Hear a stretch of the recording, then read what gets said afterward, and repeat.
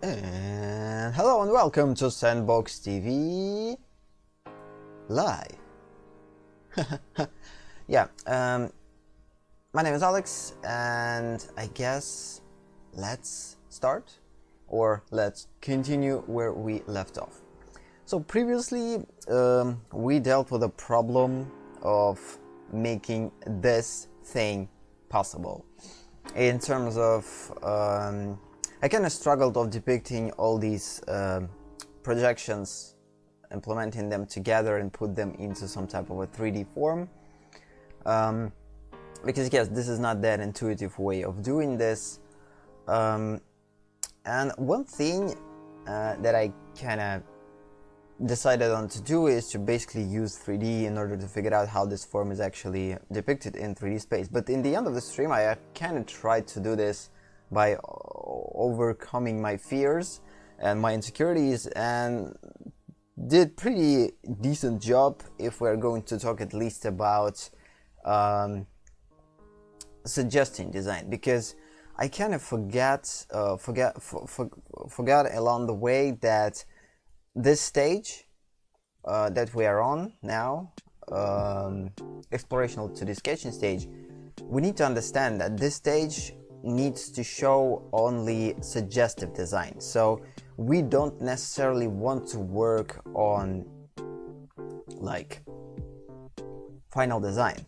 And yes, the idea of putting it into 3D sculpting program and actually figure out this form will definitely do that, but I guess not now, because it's too early to go to this stage, because my brain is kind of forcing all these things. My brain doesn't want to go for this suggestive design because he didn't I guess I just not accustomed to these things, and I want to so part of me just wants to simply skip these stages, which is the bad thing. Of course, we don't need to skip the stages, because if we are going to work with step-by-step design, we need to work, of course, step-by-step. Or I can't allow myself to skip anything. But unfortunately, sometimes my brain is kind of tend to go too far at the beginning stages. This is something that we need to, I guess, be aware of. And for me especially, I kind of want seriously mute.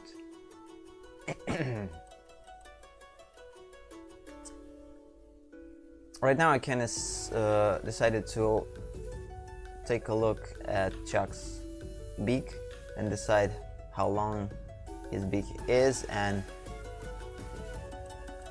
how good I actually depicted. Yeah, I guess it's normal. Because a part of me kind of thought that I made it too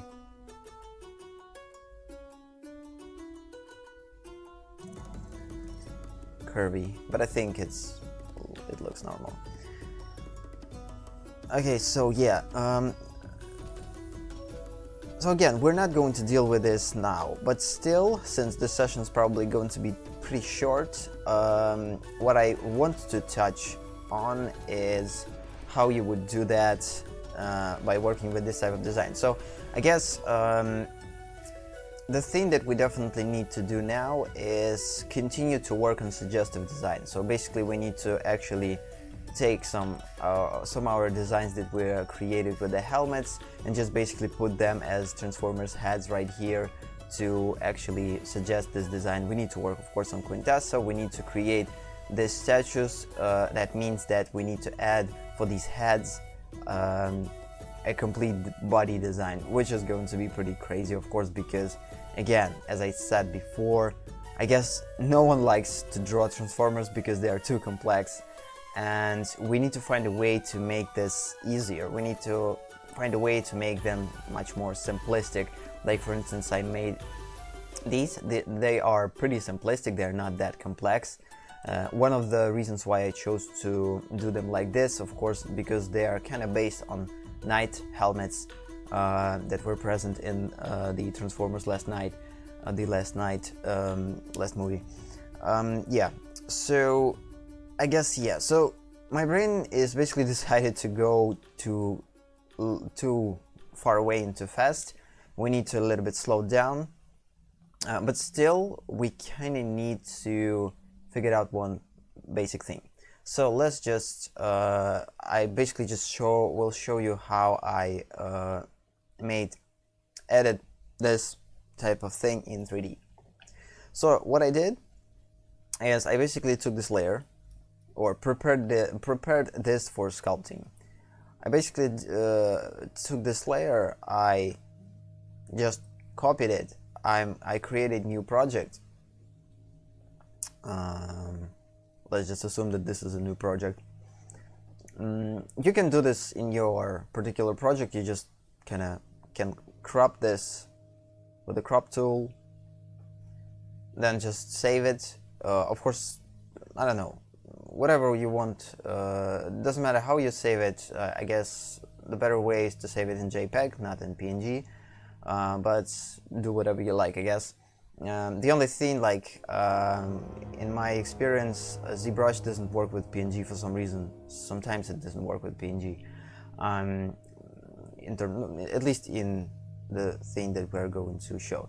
So basically then I saved this as a JPEG thing. I can make it a little bit bigger because, as you see right here, we actually drew it pretty small, which is kind of a problem. Because again, if it's too small, it's going to give us pretty bad results in ZBrush when we are going to sculpt. But it doesn't matter, because as long as we have some type of design thing in here, it definitely will help us to sculpt what we see in here and what we did here. So yeah, so basically I just saved this. I saved it in here as a basic JPEG. By the way, this is a Faststone image viewer. Pretty awesome program. I use it constantly for working with pictures and reconverting them, changing the size, making them in black and white. So basically this is like a constant program that I work with on a constant basis. Yeah, so then I basically just chose what type of head, what type of design I will be sculpting. I cropped it the way that it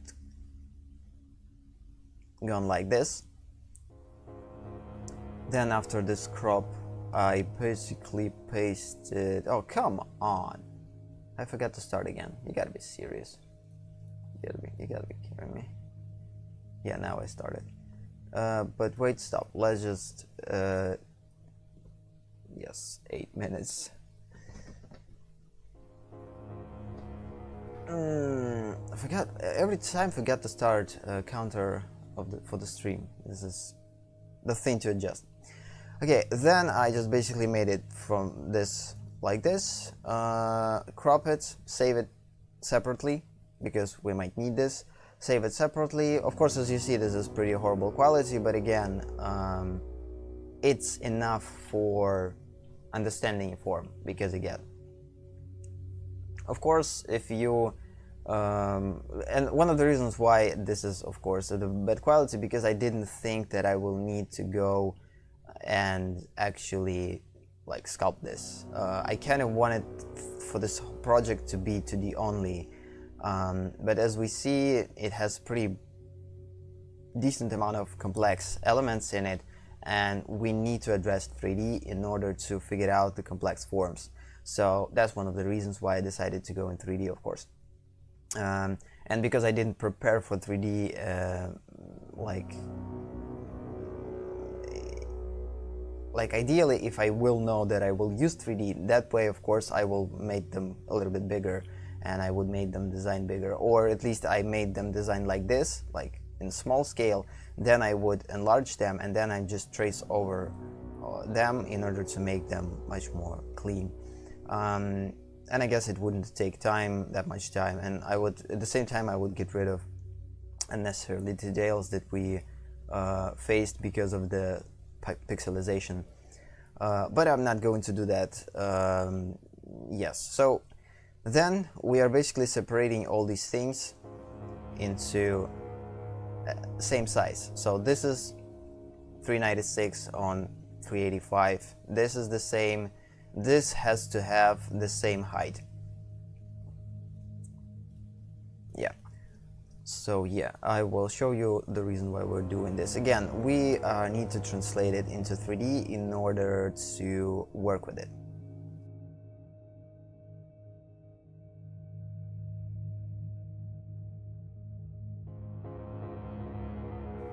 Yeah, we need to translate this in 3D in order to work with it. Then what we're doing, we're just basically going into ZBrush. Okay, let's just go into ZBrush. Let's change our thing for ZBrush. I already kind of did this, but still. It was a long time since I used ZBrush, so I'm going to be pretty slow to remembering things. So yeah, then we are going into ZBrush, and in ZBrush in particular we are working with placing these planes in here where they're supposed to be. Okay, we have a little bit of a problem here that I need to right away address. So how we doing this? We just basically create a sphere, making this sphere a polymesh. That way now we can edit it. When we go into edit mode, again, this is like a basics of ZBrush. I guess if you work with it you already have to know this. Then you turn it on a floor grid in the draw menu, and then you go into front and back and add these things by importing them from your location that you save them. So as easy as that. So you basically add one for a front, one for the back, then you add one for the left, and usually one for the left is enough, depending on what direction this thing had, and you always can flip it. So the cool thing about this, so by adding this only one, we have two sides here, side here. Same for the top, for the front we have front here, and we have back here. This way we could sculpt using these things. Yeah, I need to kind of make this a little bit adjusted, so go in here. For some reason they have the same scale, but this one is bigger, and this one is the same size. Huh. We need to make it the same size. We need to make front the same size.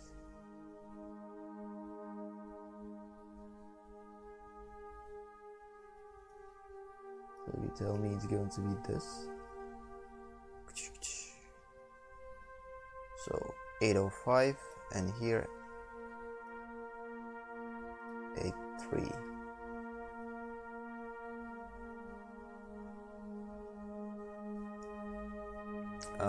So in order to place this this way, I guess we need to make sure. The one problem that I had by placing this is we need to adjust this sphere that we created as a base to the size of the side view. Why the side view? Because side view is like, this is just basically a sphere. but side view is more complex and we need to adjust it. We are going to do this, or at least I did it this way. So basically I placed this thing in here, then I gone into ZBrush, I made this thing see-through. Yeah, just let's get rid of the floor for now. I made this thing see-through, and I basically put it in here.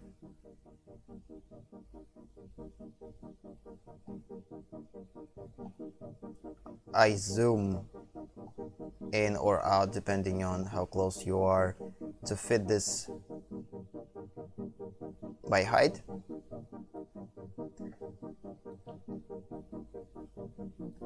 And then I just basically gone into a scale mode and made it bigger. That's it. So equal to this size.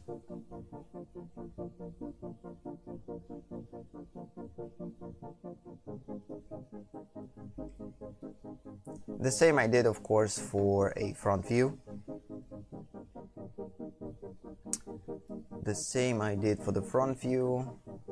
Again, as we see, front view is pretty badly cropped. If we have this problem with this type of cropping, we always can address it in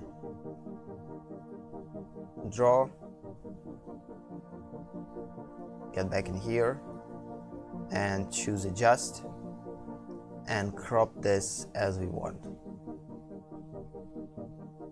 Actually, the cool thing, I didn't saw this before. I don't know if it was in previous versions of ZBrush, but by the way, this is our 8 version. So yeah, we can of course crop this, crop this. Yeah, this is basically how I did it. Of course, there's a bunch of other ways to do this, but I find this way is pretty soothing because, again, this way it actually helps you to work with a different level of transparency. So by choosing a particular fill mode, you can kind of reshape this whatever you like. I'm not going to save this, but still, let's just make this a big brush. Let's just turn on symmetry. Enable sculpting. Please convert it to the primitive of polymesh by. I already did it. Come on, how?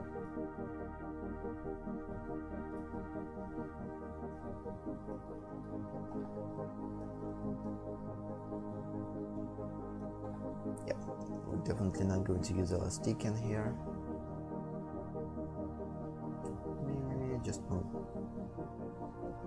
And then we're just choosing this thing and make it form the similar form to our silhouette. So this is how we are going to work with creating our helmet. When you finish with the basic form in here, you're going in here, making the same things here.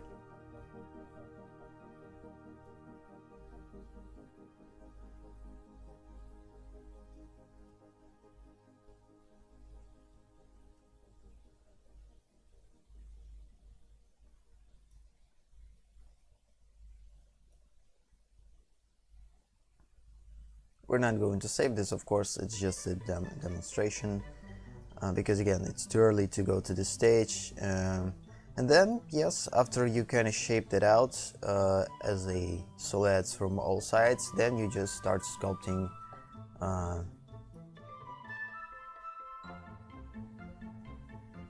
And the best way to start sculpting is to use, I don't remember how this mode is. Probably not have some tools in geometry. Then we are going in Dynamesh, then we are making this Dynamesh with a basic resolution. Again, this is not going to be something super complex, and then you just sculpt either with clay buildup, or whatever brush you want with it to sculpt by subtracting.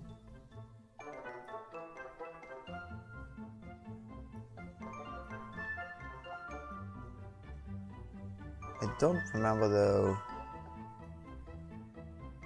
if Dynamesh is already applied, or it's no. Yeah, I'm actually doing this now by mouse. It's not that convenient thing to do, but again, we're not going to save this.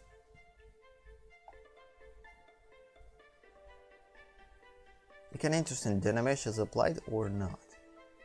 This is the question.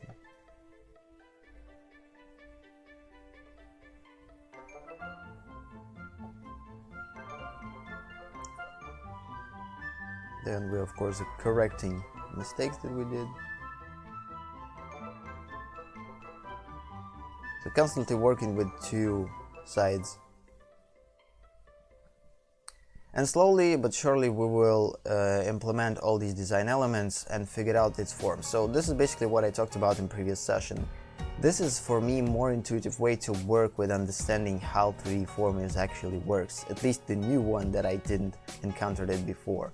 So this way I actually can deal with this type of form on a constant basis and make it the way that I want.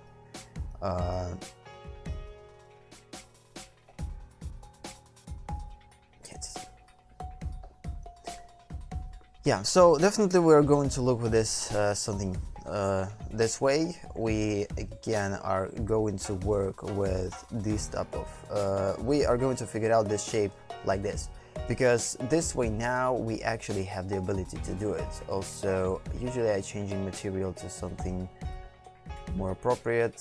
Where is the materials? Here, in here. Yes, I usually using the shade skin 4. Because for me, skin shade 4, because for me this is pretty close to a clay. Looks pretty cool. Usually like a clay. It doesn't have that much depth in it, in terms of how light is hitting it, but this is actually the good thing, because the less depth it has in here, the more I will suggest this depth, like in final. So in the end, it will definitely benefit me. Again, I'm not going to touch right now on these things, because it's still pretty early to go in this stage.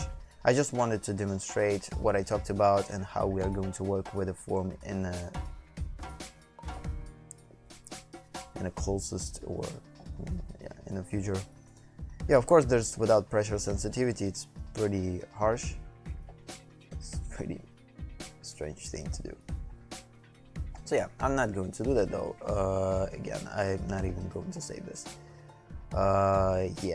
We will talk about ZBrush of course later on later stages. So again, the whole point of this, in comparison to what we did in 2D, by figuring out how this form works in actual 3D by rotating everything, now you actually have the ability to analyze this 3D form based on these projections that you created before. So this way you actually will analyze form in much more better way, in much more, I'd say, intuitive way. It will definitely help you to figure out how this complex form that you are basically designed looks in 3D. And this is just only for me, I don't know. Again, we could do this in 2D too,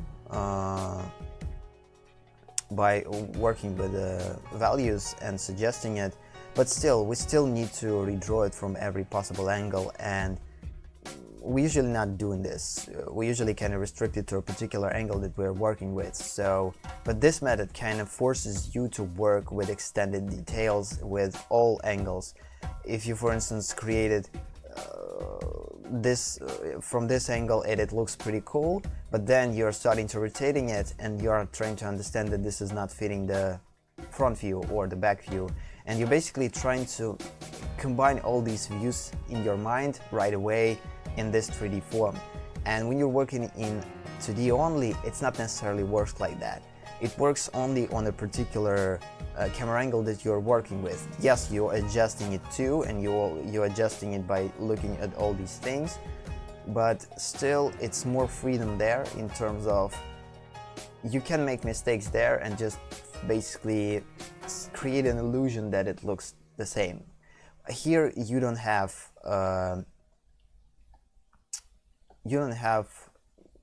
a luxury to make mistakes, because every mistake will make your form look bad.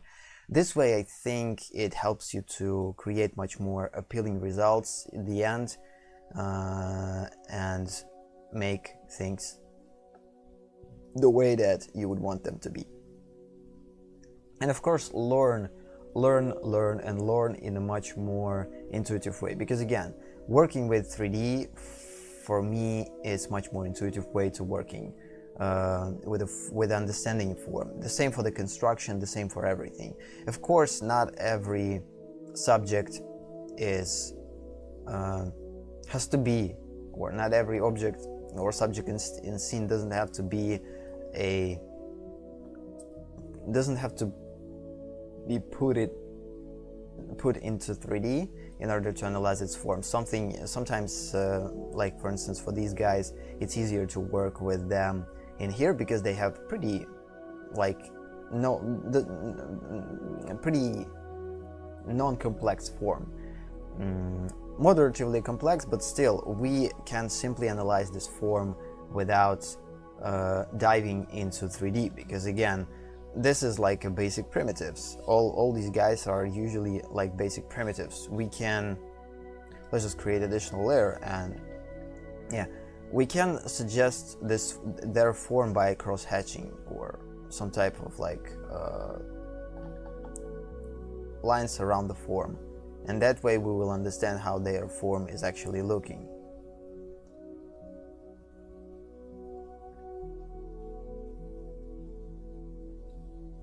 Same for this one, but we're not necessarily, and because again these forms are pretty simple.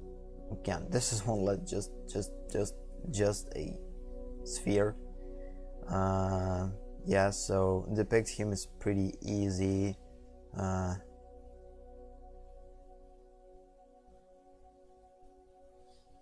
The same for the bubbles. It's just pure conic form. Pretty easy to analyze, but the problem is, again, we don't have this luxury, unfortunately, when we are working with. By the way, what this line is doing there here.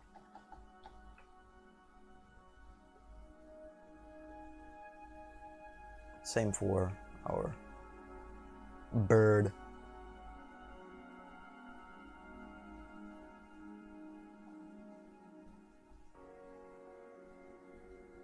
So yeah, that way of course we are suggesting how this form is working, but we can't do the same. Let's just FS form suggestion. We can't necessarily do this with these because they are much more complex. Of course I did it before in here, but it's pretty complex in terms of understanding how this form works. And you can, of course, you always can do that in 2D, but still I'm kind of prefer doing to do this in mediums that help me produce much more, I'd say,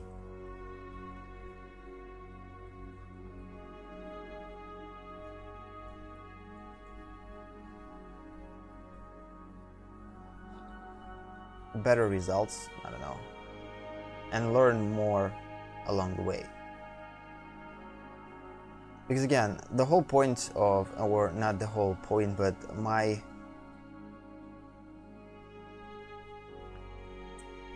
my so-called mantra in terms of how to approach learning drawing and learning like art is you need to learn the smart way, and by smart way what I mean is you have to learn by, so every work that you're creating, everything that you do has to give you maximum amount of information and knowledge that you can get from it. So for instance, if I'm working with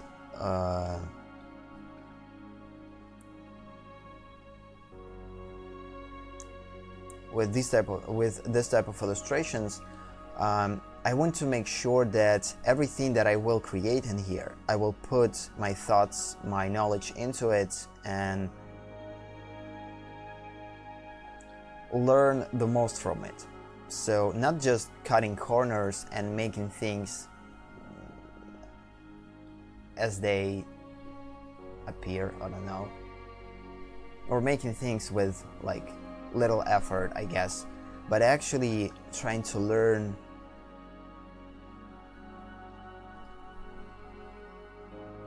I don't know, it's pretty hard to explain for me actually. I kind of know what I wanted to, where I'm going, but it's pretty hard to explain it properly. So let's just try again. So again, we have like yeah, basically let's just go to our practical and theoretical thinkers. So when we are working with a theoretical thinker, we have less amount of work and we are getting more knowledge by doing less amount of work. So yes, we created one big work, but by creating this one work, we actually learned more than, for instance, a practitioner learn throughout, for instance, this amount of work, or even more. It all depends how good practitioner is in what type of knowledge practitioner is actually have. Of course, the more knowledge practitioner is having, the quicker he or she will achieve these things. Again, I'm not a practitioner, I'm not a practical thinker. I understand that we need to go through practice, but my approach is based on knowledge. So I possess this knowledge, I have this knowledge, and I want to use this knowledge the smart way. I'm not just I don't want to disregard this knowledge. And sometimes when you're working with a bunch of work, creating and reproducing a lot of work, you don't have necessarily time to dive into knowledge and use it properly. So what's intuitive for you in terms of using knowledge, you use like not even thinking about it. But most of the knowledge you usually disregarding. So there's a bunch of artists that know a lot, but they not necessarily implementing all their knowledge into their works, either because they lazy, I guess. I don't know, this is one of the reasons. And as I said before, laziness is usually driven by fear. So they are scared of something, they're afraid of something. Either they fear to use this knowledge, or they don't have a time and they are scared that if they put too much time in this work, they will attach to it. I don't know, it's their psychology, and every person going to be different with these type of things. So yeah, and I'm on the other hand basing all these things on knowledge. I understand that we need practice, but what I want from this is to create one work and learn from this one work the same amount of information that probably only practical thinker that not necessarily uses knowledge learned intuitively, or not intuitively, but I'd say just through practice. So again, when you're learning through practice only and not necessarily thinking about the knowledge that much, you're not using all instruments that you have, even if you're aware of these instruments. My approach is basically use everything that I know in every work that I create. Even if something that I know is just like again, theoretical information that not necessarily I know how to use in practice, I will spend more time to figure out how to use and practice properly. And that way I will learn more by creating like only one work. So I don't know, this is pretty hard concept, I guess, to kind of grasp.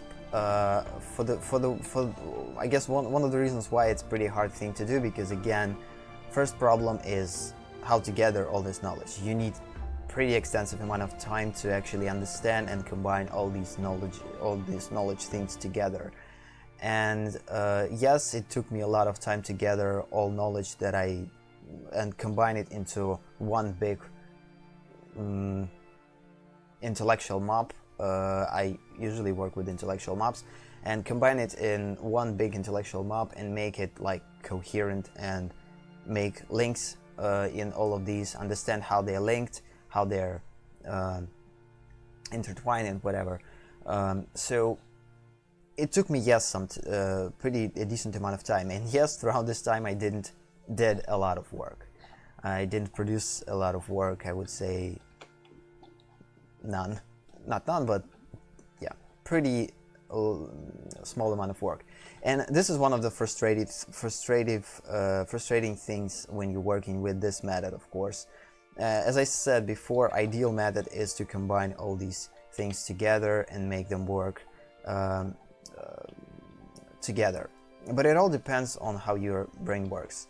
My brain is more theoretical, and I can't spend time on repetitiveness if I don't know how to control knowledge. But the problem is, as you see already in this project from the beginning, the reason why it's taking me so much time to make this project is because I'm putting sometimes I'm even overthinking this project as so this is not just next work that I will just create and forget about it. No, I want to gain as much experience as possible from it. I need to gain as much knowledge or practical experience and theoretical experience and combination of two as possible from this project. That's why I am overthinking it sometimes. That's why I am going through these stages, constantly rechecking things, constantly asking questions, constantly trying to understand what type of questions I already answered, what I need to answer next, and whatever. So this is one of the reasons why I'm doing this and a particular way. It's not like the final way. It's, for me, it's sandbox, it's experimentation, it's something to maybe use in the future or in this particular form. But again, as you see, it's pretty chaotic now, and the reason why it's chaotic because I don't have like a particular structure for creating that could work on every project. As I said before, I have some type of a base for that we could use for all projects, and then the only thing that we need to do is figure out the way to combine all these steps and make them proper way. So in the end, I have about probably let's just show you. I guess I will show you. I will open one of my intellectual maps and basically I will demonstrate this thing. I don't think that we're going to create something today. Yeah, I guess today is going to be just overview day because unfortunately I didn't manage to start earlier today. There was a lot of work, a lot of things to do. So kinda unfortunately started earlier. So I guess I will just talk and trying to make things. My bones are there. So yeah, intellectual map is actually opening. Let's give it a little bit of time. I have a lot of intellectual mobs. There's a bunch of them.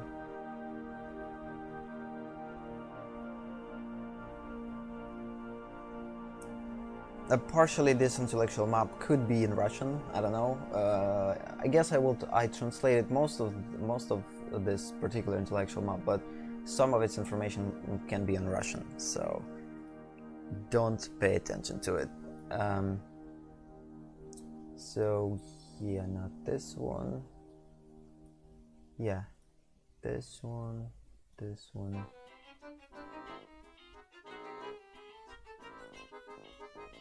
Yeah, so basically this one is my pipeline that I'm trying to use. Oh, come on, man. So yeah, this is the program that's called Xmind. Basically, this program is specifically for creating mind maps and some sort of thing. I started to use this program a lot of years ago, and since then it helped me to gather all this knowledge that I have in a bunch of these intellectual maps and actually use it properly. So pretty cool thing. Yeah. So as you see, I have general idea, I have design plan, then we have idea brainstorming, then we have determining keywords, inspirational reference search, then we go through the explorational 2D sketching phase, then we go through the reference gathering on specific design and construction based phase or stage, then we are going to preliminary design 3D sketching phase, then we are going to value and color design 2D sketching phase, then we are go through the final reference gathering, render based, and then of course we're going through finalization, which is basically final rendering. And what I kind of, yes, I have like, this thing is usually works for every project, no matter what project that you're working on. Either it's character design, either it's single illustration or serial illustration. This particular pipeline is more appropriate for the single project pipeline because it doesn't have some of things from a serial project, because when you're working with a when you work with a serial project, of course they're much bigger and you have to go with idea brainstorming probably on a little bit earlier stages, and the only difference in every pipeline is just replacement of these things. So they basically just like skipping, not skipping. So yeah, the only thing that changes is order.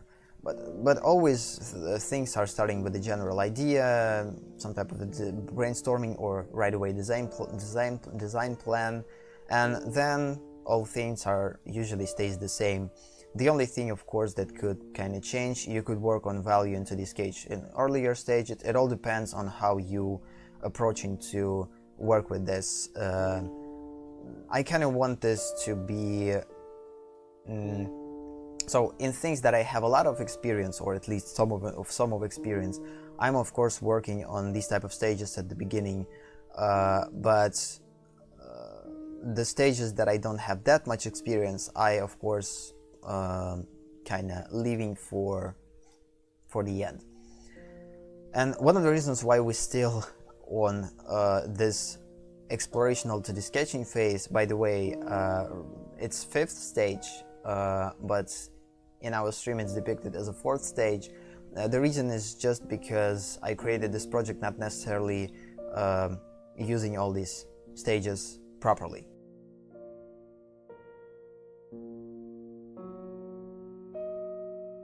Actually, creating this project was pretty chaotic, and that's why I call it right away explorational to the sketching phase, because I kind of skipped determining keywords.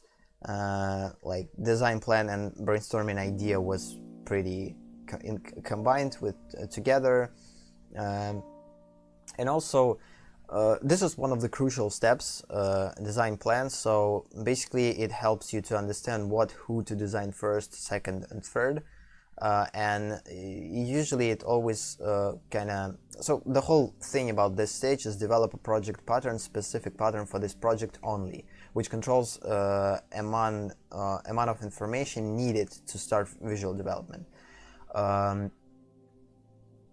This is one of the things that, for instance, if we are talking about our project in here, I knew that this is, since this is a, basically my design plan for this was to know what type of information we need. I know, okay, we already have the information about character, about setting, and about scenario. Then we just have to create some type of a story, and that's it. We don't need to create anything more. This is like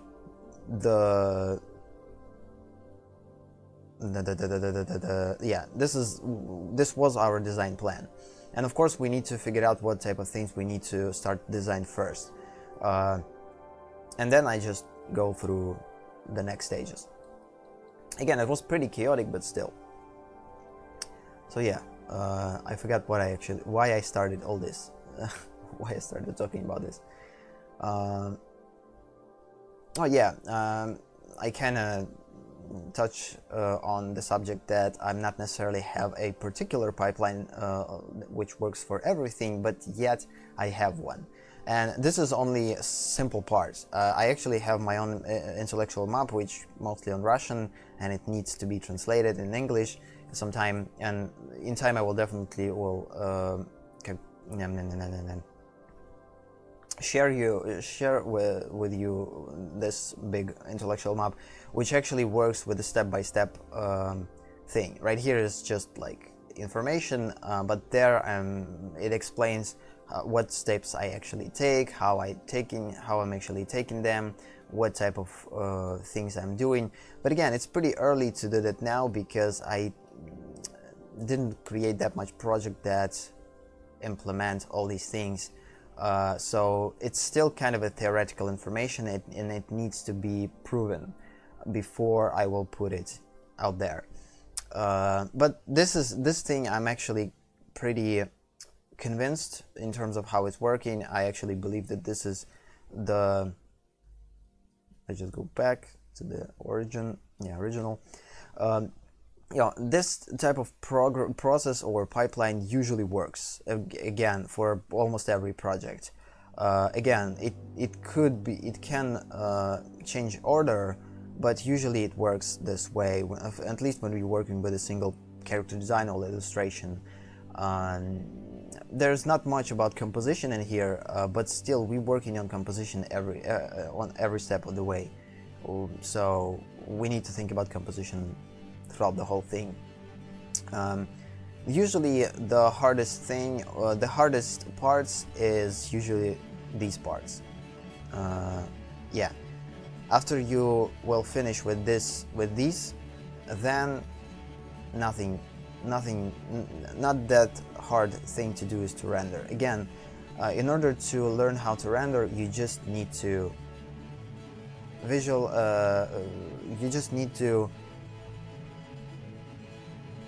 see what's in front of you, analyze it, and somewhat copy it, but copy it with a intent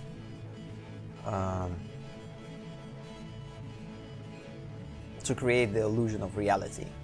And the only way to create illusion of reality is to basically use references, and the more you work with it, the better you'll get in rendering, of course.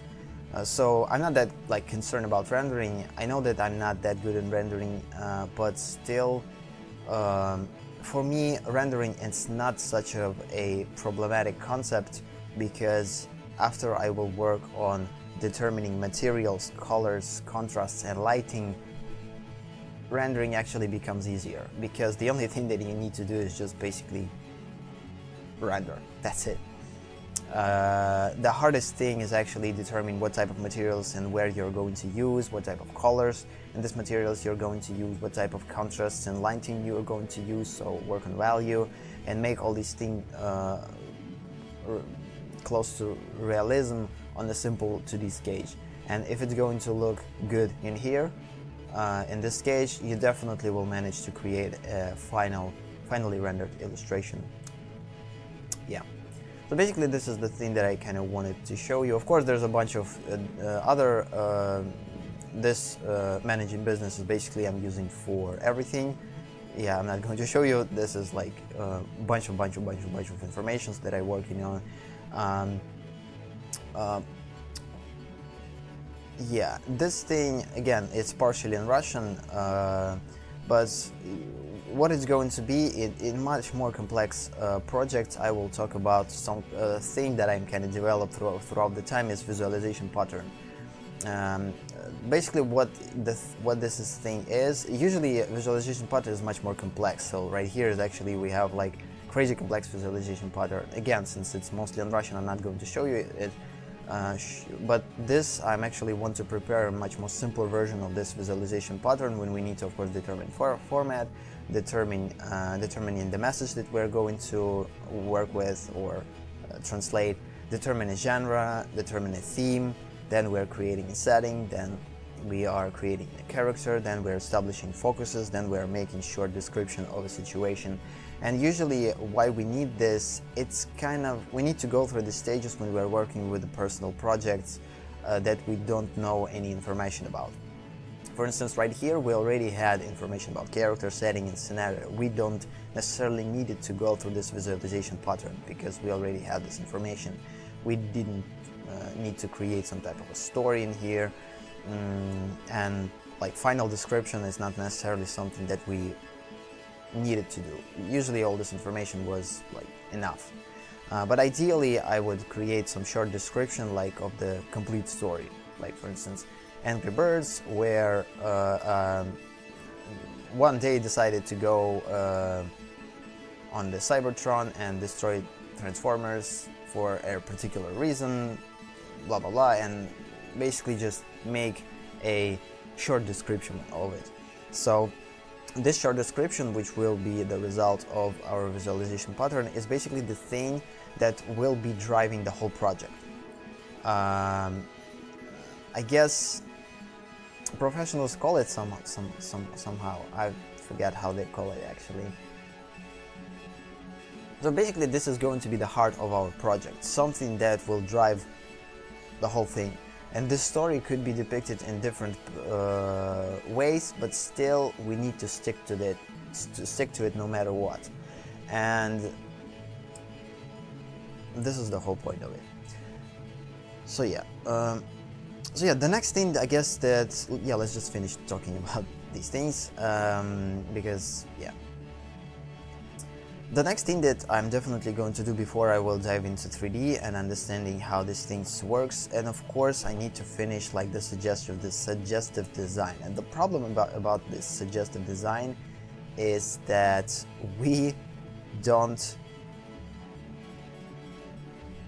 have, just put it in here. Yeah, let's just get rid of this. We are going to draw our transformer here later, so where our visualization pattern. Hello, yeah. No.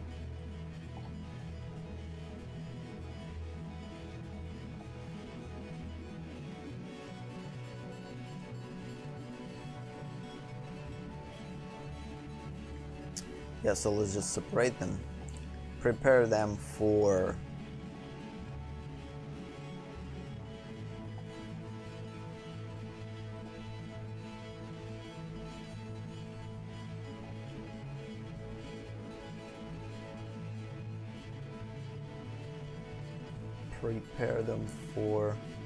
yeah, so right here I kinda need to work on design of the transformer, every transformer, or at least we need to design at least one transformer's body, of course, because their body we're going to use to depicting statues, and this is one of the things that we definitely need to address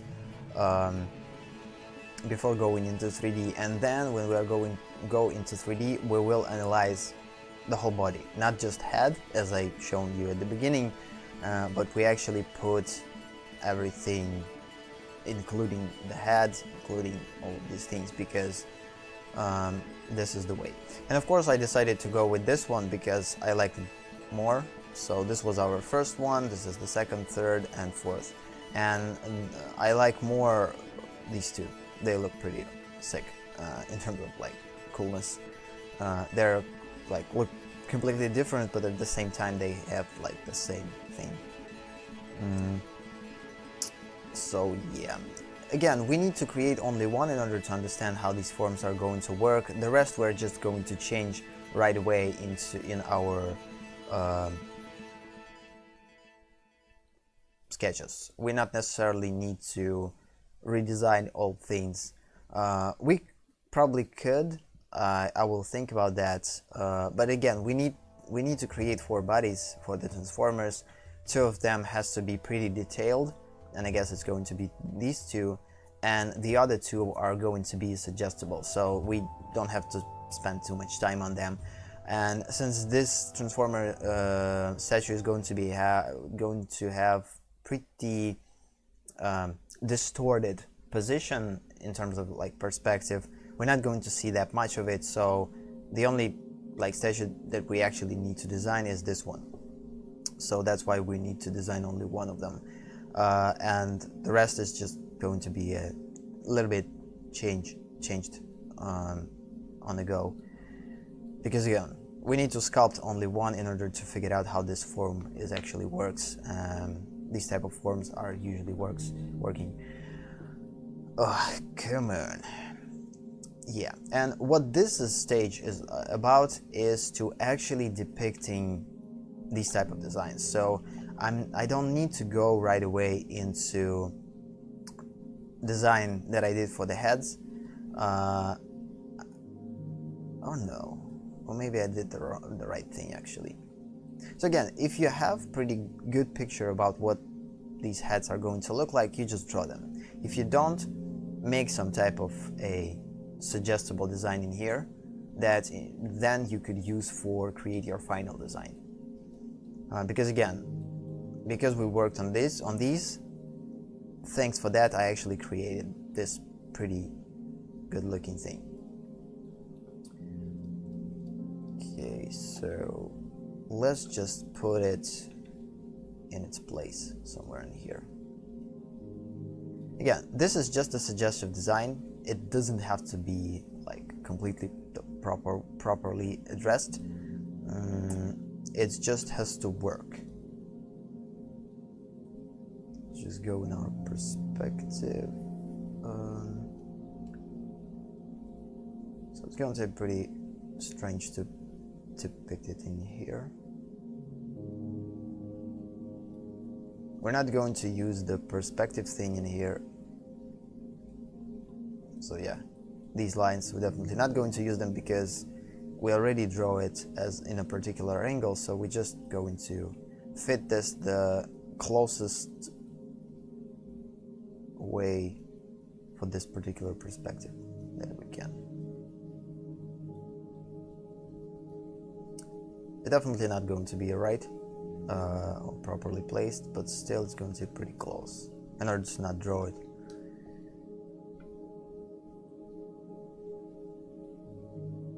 And ideally I would rotate it a little bit more. Problem is I can't rotate it more, because that way we actually I could. It's still kind of too forced, and actually seems a little bit tilted.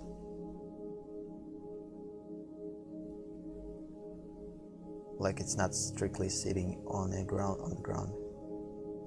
I guess this is pretty close, but just leave it.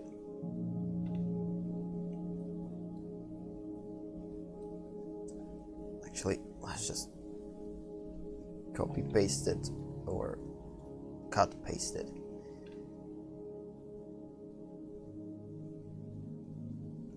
Yeah, it's a little bit wrong in terms of a perspective.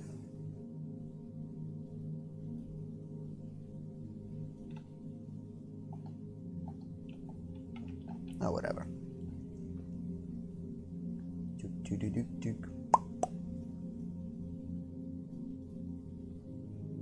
So yeah, these type of suggestive design we need to depict definitely before we go into these crazy designs and whatever and go into 3D to trying to understand them. For instance, like for Quintessa, as you see, I'm not necessarily want to draw, figure out her design in here, because again, we don't have that much of a room to go because of the pixelization, and kinda, yeah. So let's just go through suggestive design for these helmets.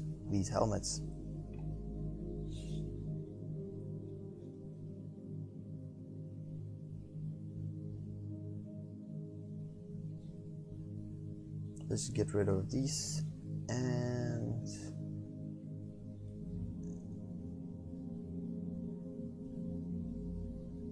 oh, it's combined with these chairs. I don't know, should I have to save them, or I guess I needed to draw them in a separate layer. They kinda distracting now. Distracting attention.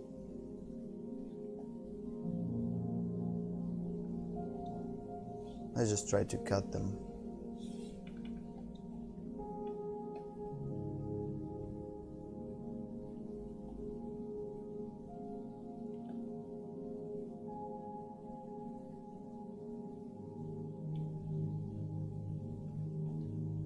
Because these chairs are definitely not something that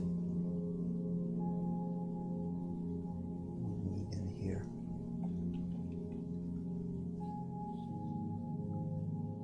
And then we will hide them. Just check if we... I guess I didn't lost any progress in terms of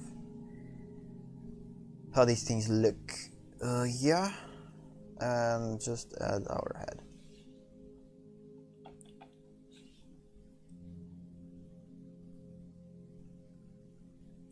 Again, this head is actually have to be more tilted.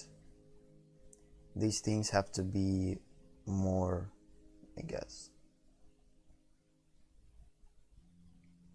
And since it's going to be from the bottom, we can adjust this angle and make it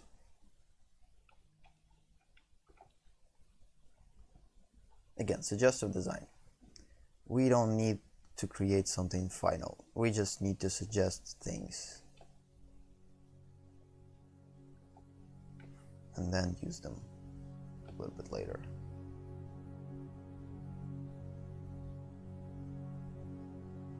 So yeah, so this thing is actually kind of directed towards Quintessa. We definitely need to place it a little bit more, I'd say like this. So cube, I guess, going to look a little bit like this. And direct it in here. But I think about that. Maybe we're not going to address it. Who knows? We'll see.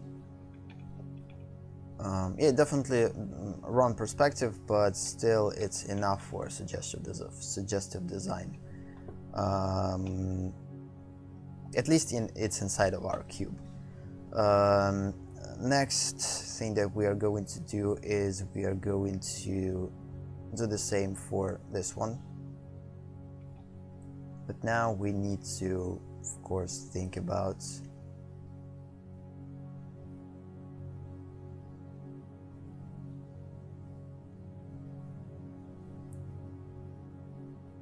it's going to look strange.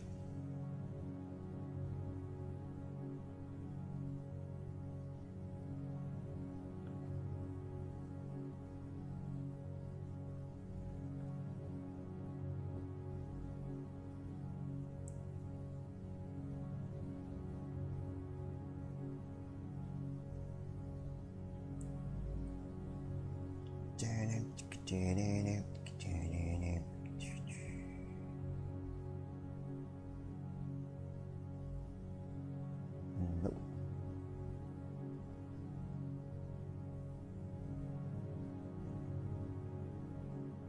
Okay, this helmet definitely needs to be a little bit in here.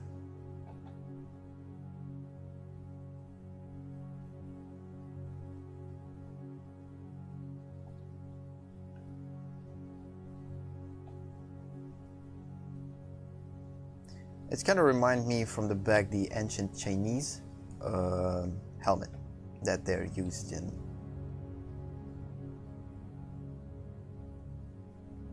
But maybe I'm mistaken, I don't know. At least it reminds me of that.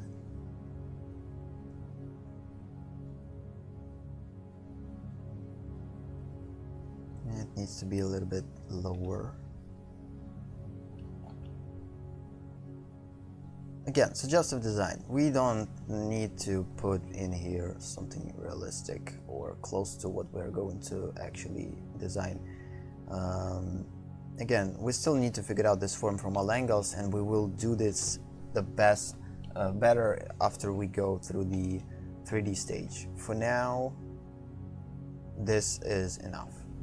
Also, it needs to be, yeah, it's not that skewed there. A little bit more cubic. Which means this is going to be a little bit smaller. Actually, the top part of a helmet actually pretty small in the end. Of course, the helmet itself. Top part of it. To make it more clear, I guess let's put here this design, the complex one, to actually showcase, yeah, this one, to showcase how things work. By the way, I didn't solve a problem of lagging yet. Or not lagging, but how do you probably say it?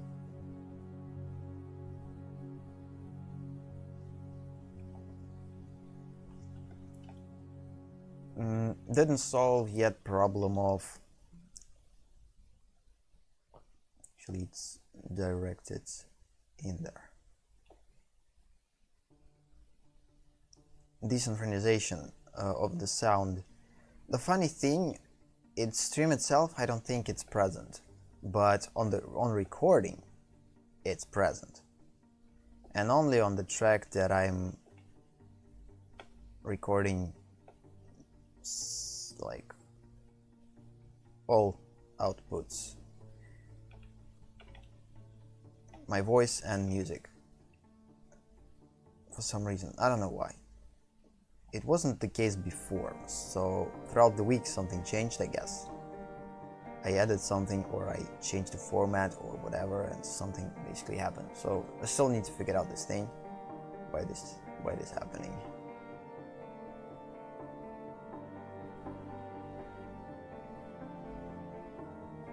This is going to be a top, the top.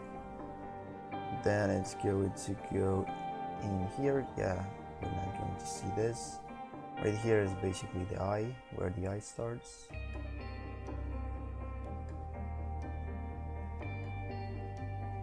Again, it's pretty far from what I see, but again, I don't understand this form yet.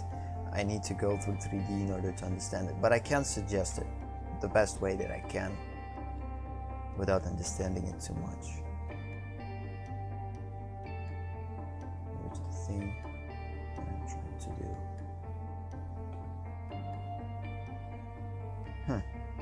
One thing that I did wrong is actually the same for here. This thing has to be smaller and these has to be bigger. But the further it goes, the bigger it gets. Yes, and on the top, these two are on one line, so they are as the one. One of the things that actually makes helmet and creates pretty interesting design.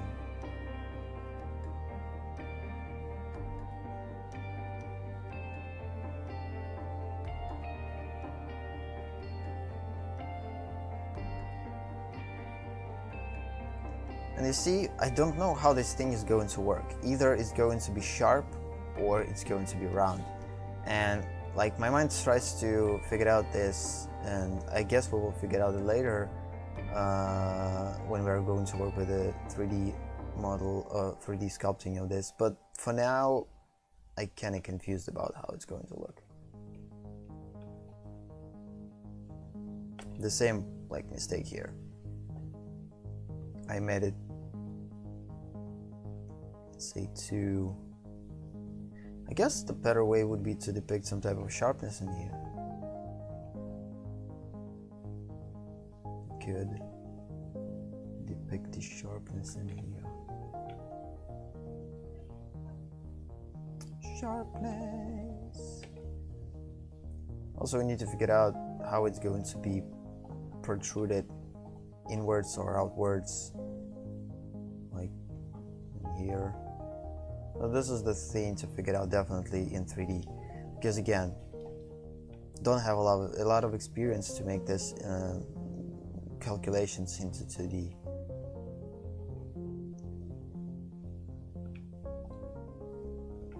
Yeah, this way, this thing, it goes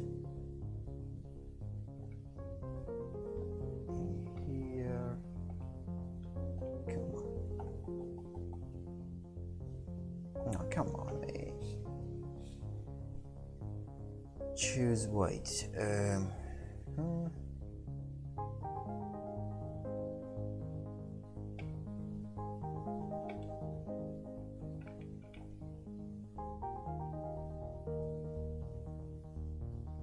So yeah, let's just go with something like this.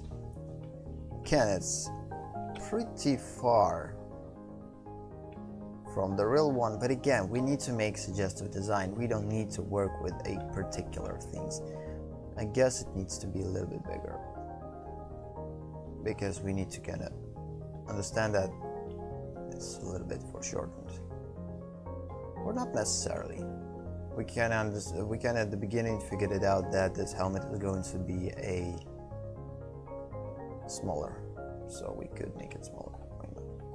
Not that small, of course, as it was before. Something like this.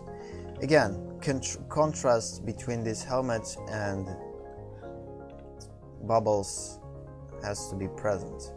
Right now they are the same size, which is probably not a good idea. We need to create, either make bubbles smaller or helmet smaller. Let's make helmet smaller. But that way we make bubbles bigger. But if I will make helmet bigger, that way I will make bubbles smaller. But the problem is we don't have any space to spare to make this helmet too big. So we kind of need to stay in these grounds that we are decided to create for, like, yeah, this is our limitations in terms of the size, unfortunately. Yeah, we need to stick to them. So the biggest helmet that I could do is this one. Kind of creates a little bit of a problem here.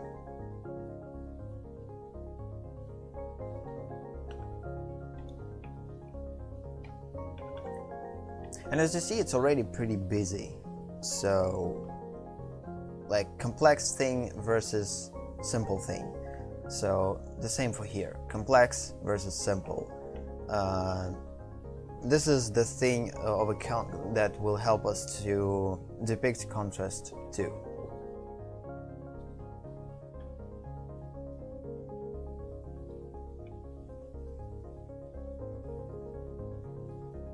Yeah, I hope there was not a feedback.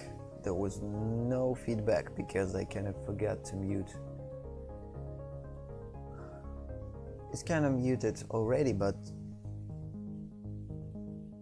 usually I'm muting a tab to avoid. Okay. Something I don't like about this though. Doesn't look right.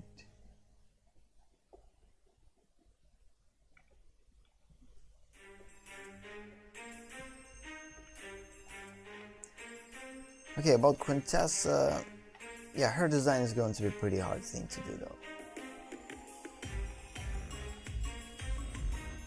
See, right here we just could use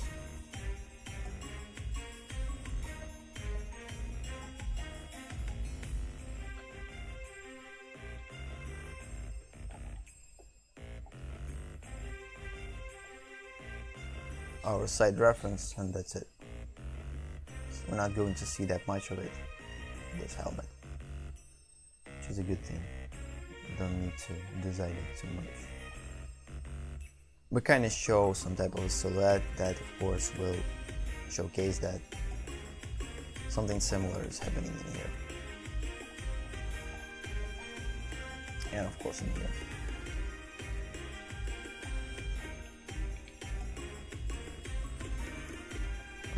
Quintessa, what are we going to do with you?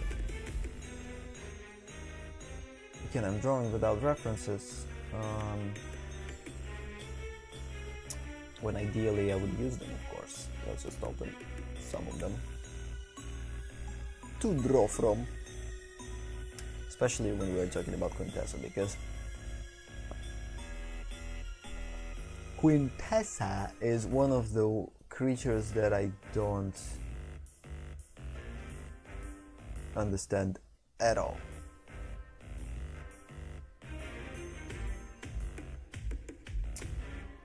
I'm sick and tired for this program to constantly add one drive into it, like automatically, every time that I relaunch it. Come on. I disable it and it still goes back for some reason. Frustrating. Okay. So yeah, I opened the references for the Quintessa. These are the references. And now I kind of wanted to figure out how to showcase her under the table and to make her work.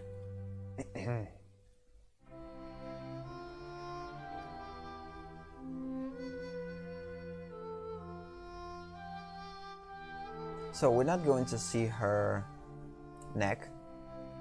We are going to see only her tentacles, her so-called crown, and the part of the face. And as I said before, when we're working with something upside down, is better way to work with it upside down. Yeah, because our brain not accustomed to work with things this way.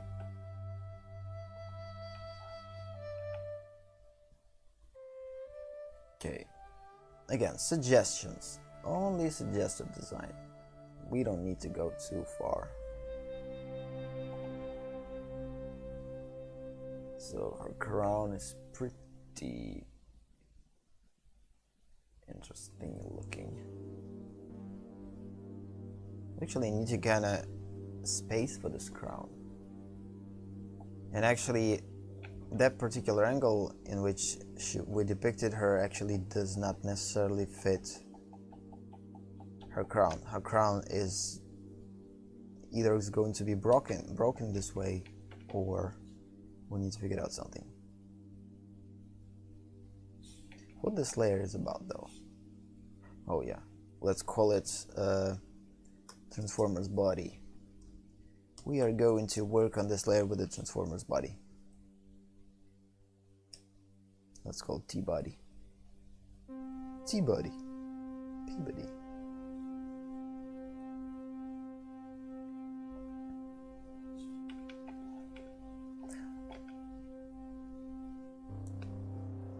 And as you see, you're not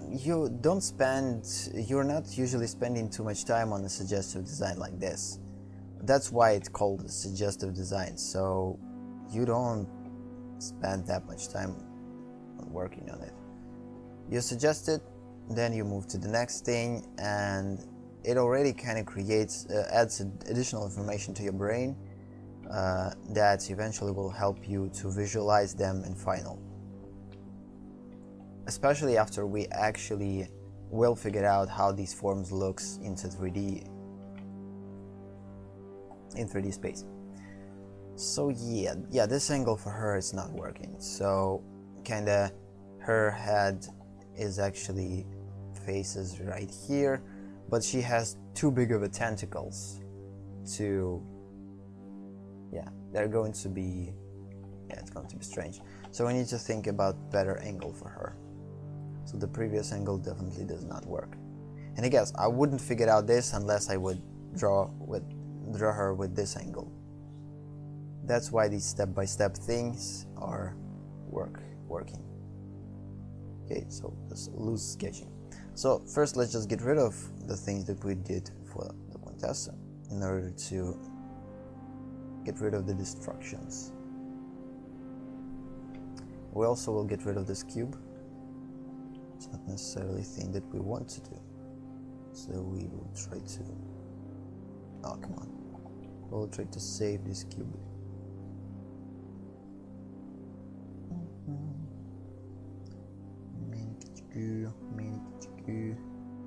Yeah, then we are going to cut out and paste it on a different layer. And let's just leave it there. Okay, now we need to actually figure out how we would depict Quintessa in here. This is going to be a pretty hard thing to do though. We're going to work on a separate layer with this.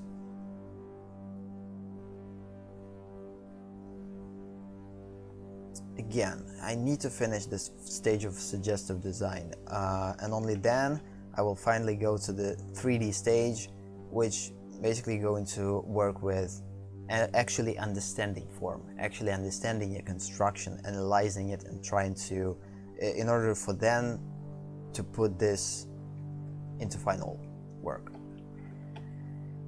These are the things that we definitely need to do, or at least I am. And if you're with me, of course you have to do them too, or whatever you decide. It's up to you.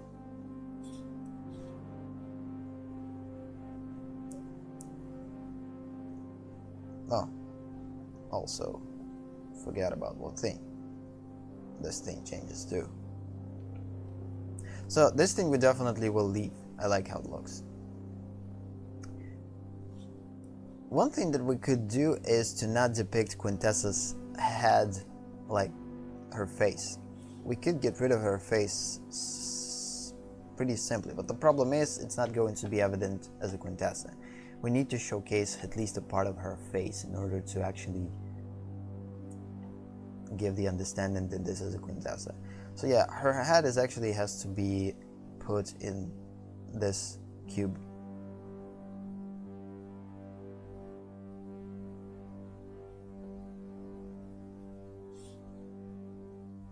Make sure that we're drawing on a proper layer. So this is the center line. Why I'm doing this is because her face is going to be in here. So let's just draw her head.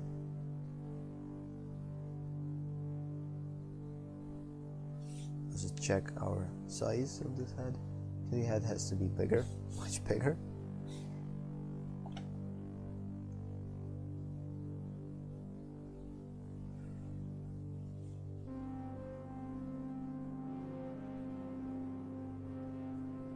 Yeah, something like this. And let's go with it. So you choose the angle that fits you the most.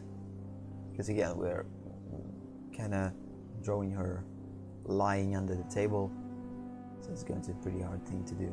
Again, one of the problems why we can't showcase her head in, for instance, this position, a little bit tilted position that we showed before, because her tentacles are too big, and she can't. So her design doesn't allow her to be in this particular.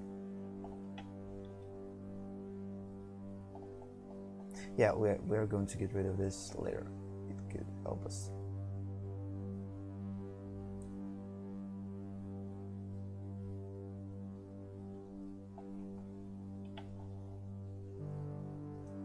So right now I try to showcase her crown, or her hair, so-called hair.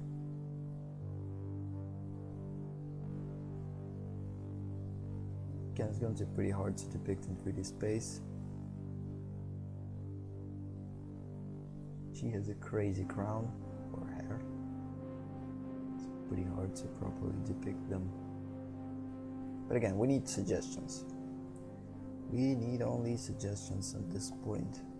It's going to look horrible. Not even like Quintessa at all.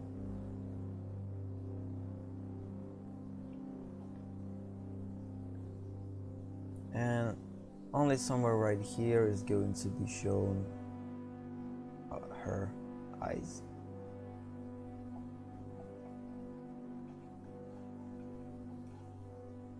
Yeah, she's definitely going to be showcased pretty strangely. Yeah.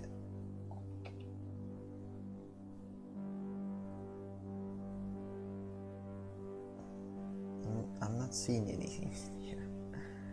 It's like, come on, it's much better we just erase it and redraw it. And this is the problem.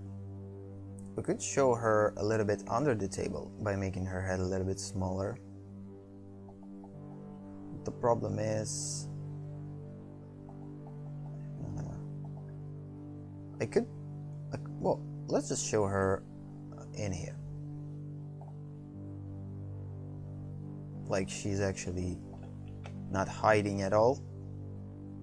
Pretty evidently is going to be shown. That way I could probably showcase her head in much more better way. So her eye is going to be right here.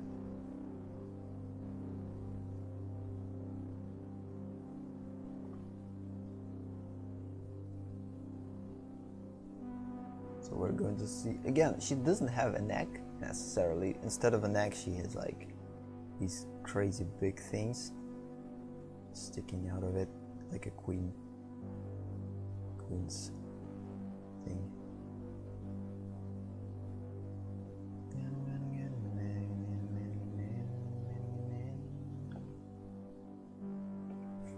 She's like a bull.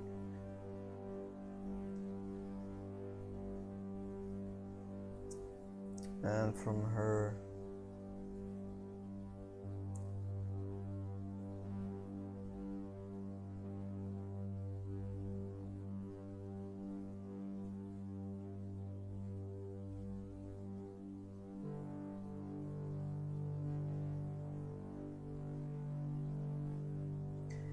yeah, the whole idea at the beginning to putting Quintessa under the table was pretty crazy idea. Because again, it's pretty hard to depict her under the table and make it properly. Right away I knew that this is definitely going to be something will create a problem. So yeah, I'm trying to kind of work with this reference to understand her with all these. Again, she's pretty complex, and it's pretty hard to simplify her and depict her design properly. That's one of the problems that I'm having now. But either way, also I guess I will need to make her a little bit smaller. Maybe we would need to work on understanding Quintessa's form separately. One of the reasons why I can't manage this, because I didn't necessarily analyze her form in a front view, and then I just, oh come on, I'm not going to analyze her form, I'm just going to apply it right away in a pretty complex angle. Yeah, this is one of the reasons why I guess I can't draw her right in this particular angle. The same was for these guys. Only after I designed them, I kinda now can draw them, at least suggestively. So I guess let's just do the same for the Quintessa.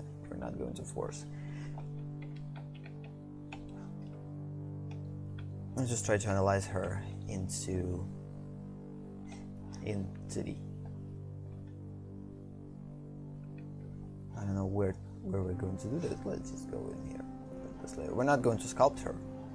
definitely, because she doesn't need to be designed like Transformers. But we definitely need to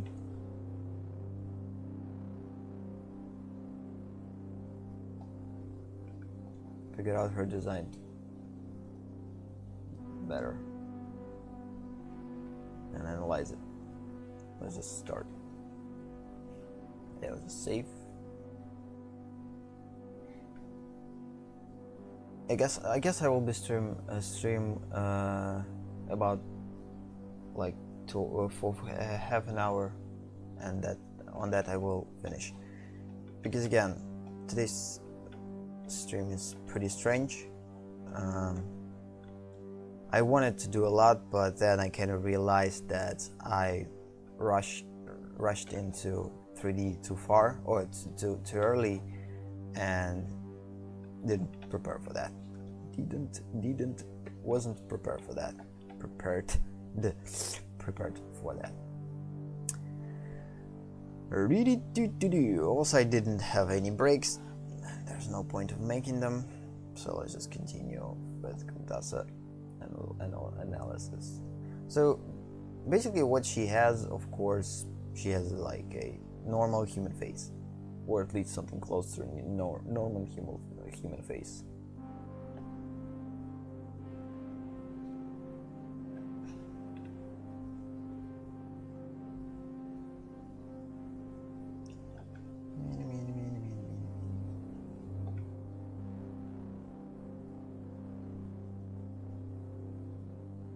Yeah, let's just redraw it. Alright, continue.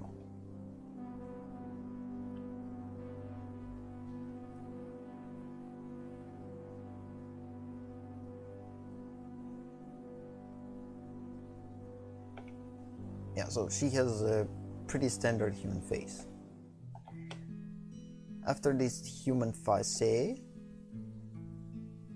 of course she has the lips, she has nose, she has eyes, and she has a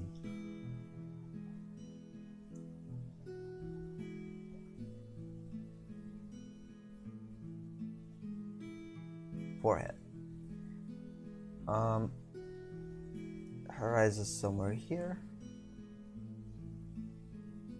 Okay, proportionally, we're definitely not going to showcase her properly. Also, the thing when we need to remember when we're working with the female faces, that the specific proportions for female faces. Usually they don't have that much details in them. Moderately big lips.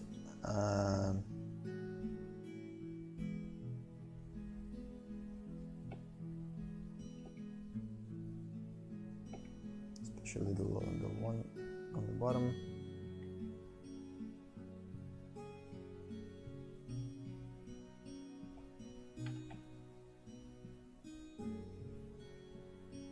Doesn't look like Contessa at all. And this is completely normal. This thing has to be pretty... Yeah, eyebrows usually higher. Contessa doesn't have eyebrows though. She has something instead of them. And her thing is pretty close to... Yeah, drawing Contessa under the table was a horrible idea.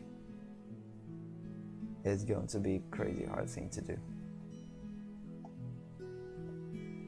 But again, the whole thing about this is the challenge. I need to challenge myself, and by working with this type of crazy construction, or I guess I will learn a lot from it. He has bunch of things from all sides.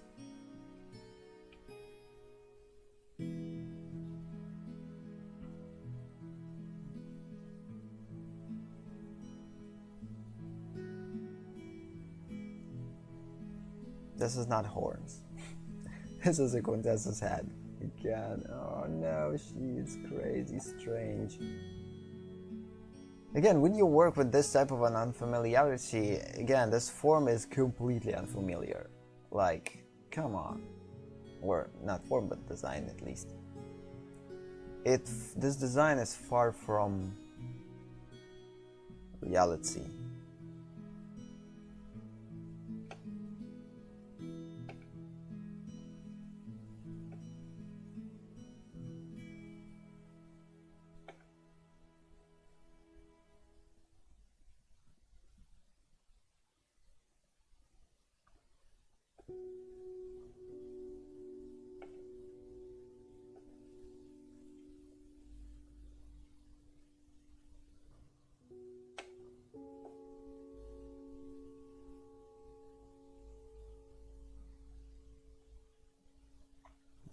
Yeah, then she has like pretty big things in here.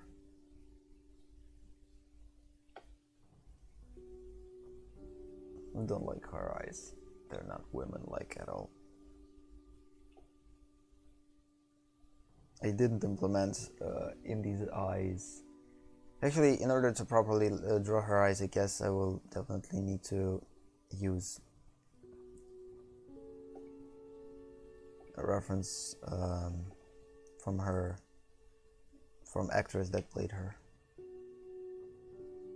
That way her eyes, of course, will be much more cooler. But for now, let's just suggest that she has eyes.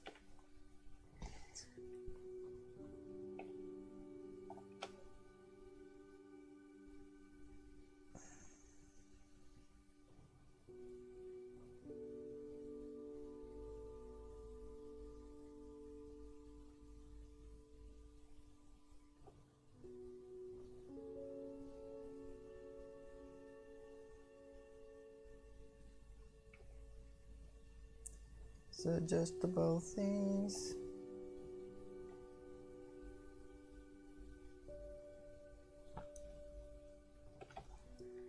Yeah, I don't know.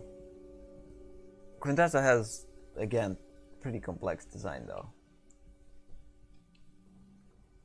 And like, try to figure out how this form actually works without analyzing it from all angles though. Like, come on, it's pretty hard thing to do though. You kind of have to imagine what type of hierarchy this thing is using. Then it's not evident at all. So it seems like it's just was created randomly without any thought, based on appeal or some type of aesthetics. Looks cool, awesome.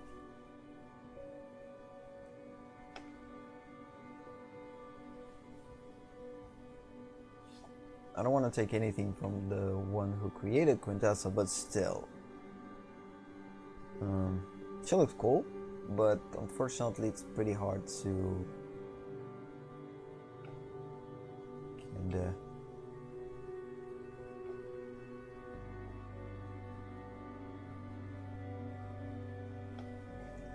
it's okay. This one's smaller. And it kind of looks like a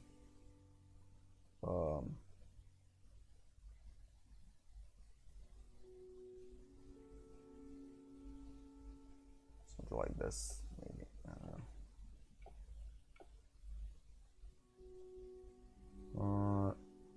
Yeah, as you see, it's pretty hard for me to draw these tentacles even like in here. They're actually much bigger. They're much bigger. Let's make them bigger.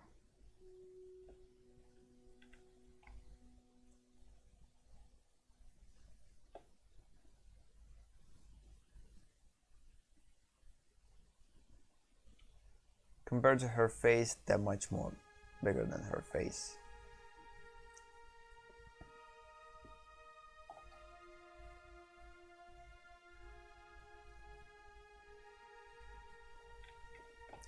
Yeah, definitely need to redraw a couple of things in here.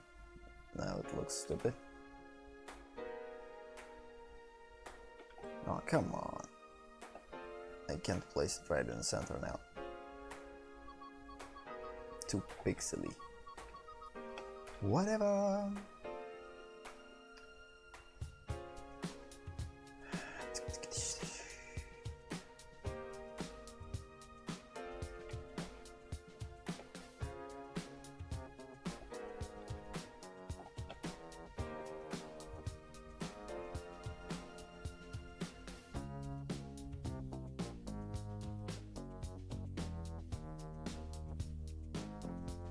Yeah, she also has like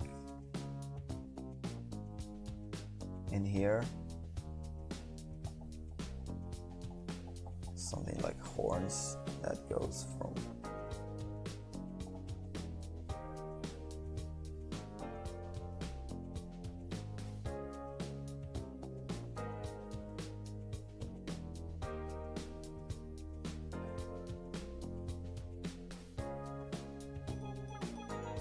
again, her design is crazy complex.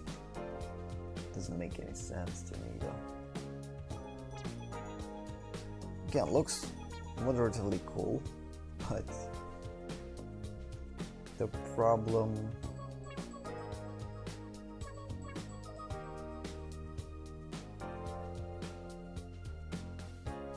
I will definitely bring some my own changes. I'm not going to leave it as this.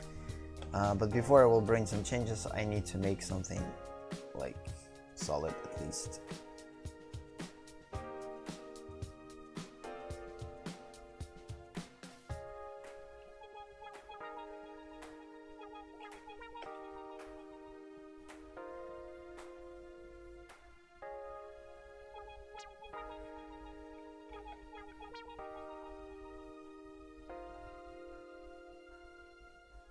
Okay, these things are simply going like a continuation from here, goes to like this, and then like this, and just creates pretty strange crown-like thing. And it's from far from what I'm actually seeing yet still, but something closer.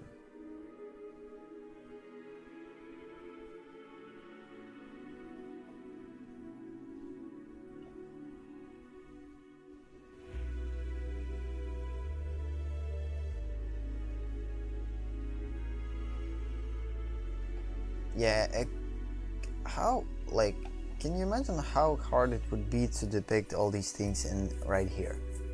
They're pretty hard to actually draw, like, even in this design it doesn't make any sense, and these forms are too complex. The same problem that were with these transformers, so kinda need to put this into 3D and actually analyze its form. Good thing that we have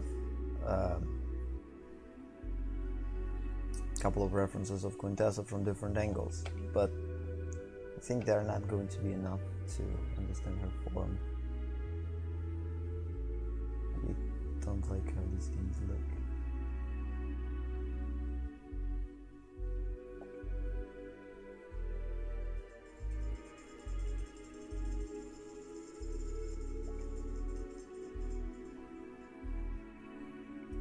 This thing is too yeah, it has to have more dynamic in it, like this. Now it has one little more dynamic. I don't know how I'm going to work with the Quintessa though. It's crazy strange. I might have I think I will, if I'm not going to manage to work with her properly, I will just get rid of her, all in all, and replace her with something else. Come on, this type of a complexity, you gotta be kidding me.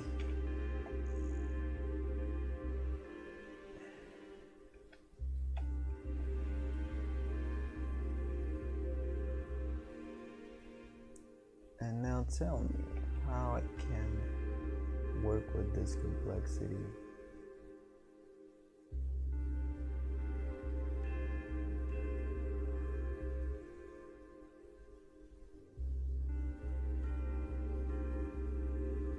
Ready to do them.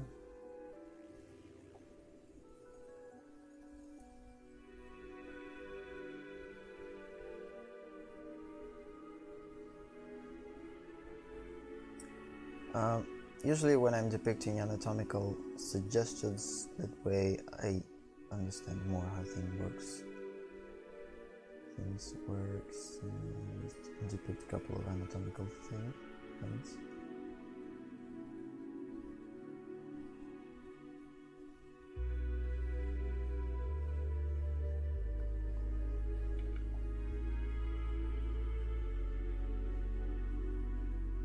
And she doesn't have eyebrows. She just has an anatomical suggestions in there.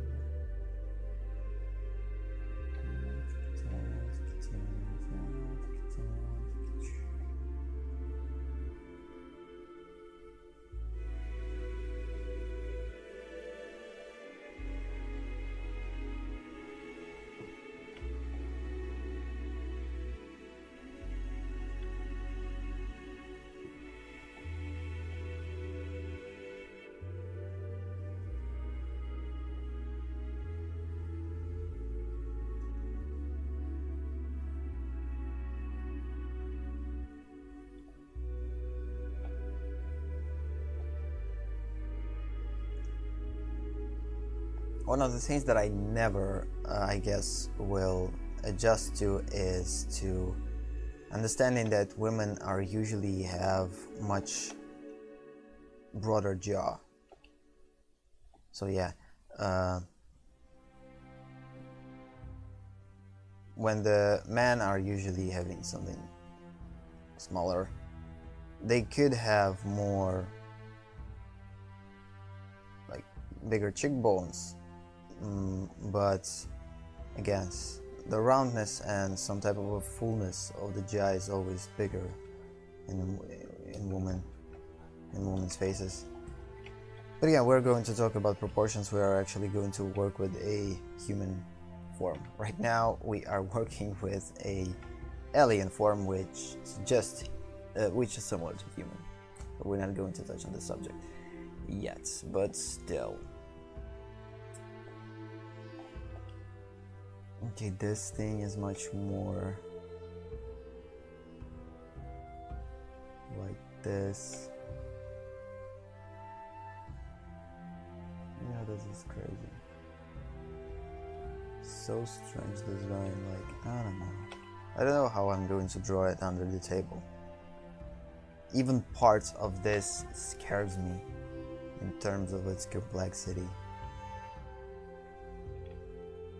Again, right here is pretty simple. You have like top, you have 2 layers on the top, middle thing, 1 thing in front, and 2 things on the sides, and of course the empty eyes. Same here, couple of things here, 1 here. It's not that complex, but here, come on, like, seriously? It's like a dead bug on her, or a spider on her head. It's blah strange. I don't know how I'm going to put her on in there.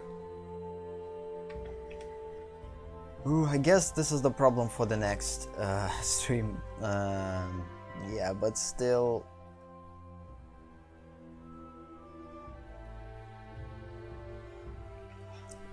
In the beginning, I actually imagined her like this. So yeah, we have like her head. Let's just make a quick thing. Yeah, I kind of imagined her head. Then I just imagined these tentacles that I will just basically add like some type of dreads, and that's it. That would be pretty easy thing to do. But in reality, there's not the tentacles per se. They are something strange. Let's just go through references and see different angles for the contestants. You may just find something interesting there.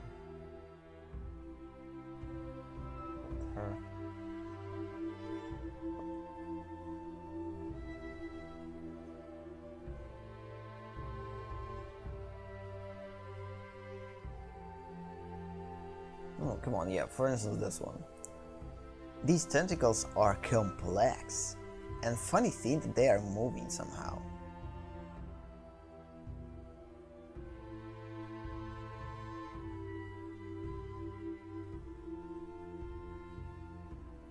Yeah, so actually they're changing their position. So we could actually go with these tentacles and actually draw them as I kind of pictured them. We don't necessarily need to showcase these tentacles as something cast too far. Too far.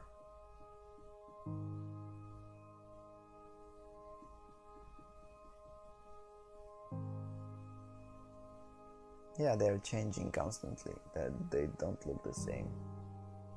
So I guess I could come up with like my own design for them, because again, I definitely can't draw whatever on her head.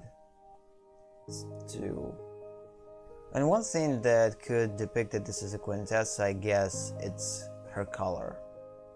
So when we're definitely go into coloring, we will and we now will have the possibilities to depict these things. So let's just save this for now. This is the design that pretty close to what not close, but still something. And let's just rework it completely and make it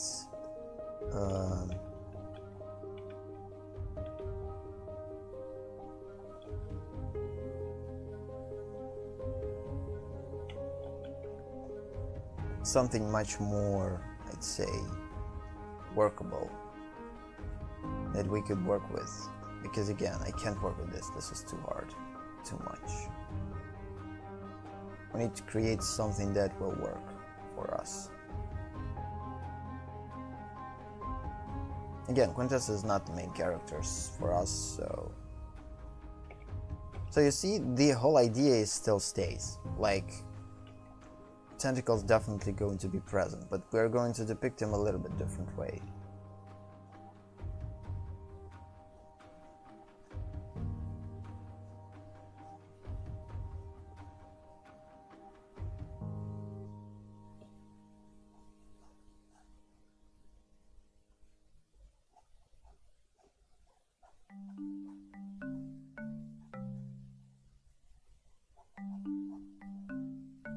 It actually looks more like Quintessa than this.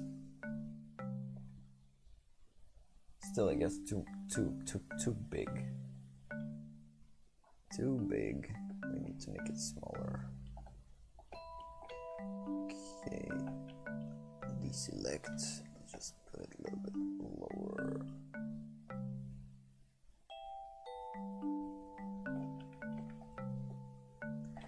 Ideally, it would be cool if we draw a design from what we have in our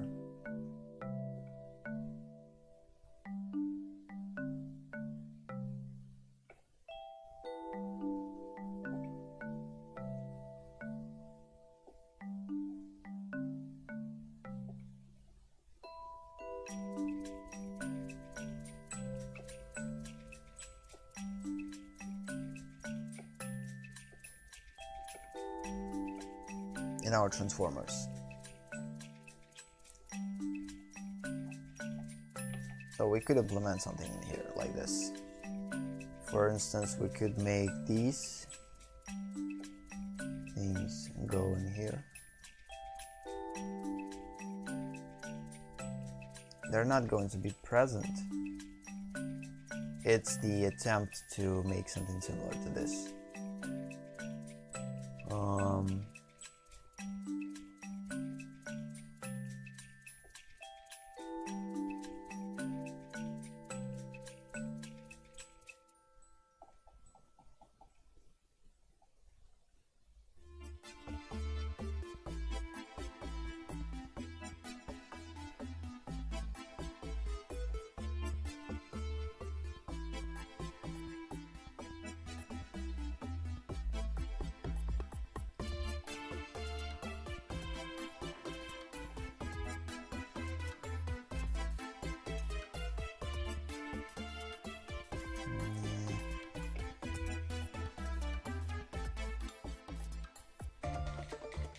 It would be cool if something like this would be here.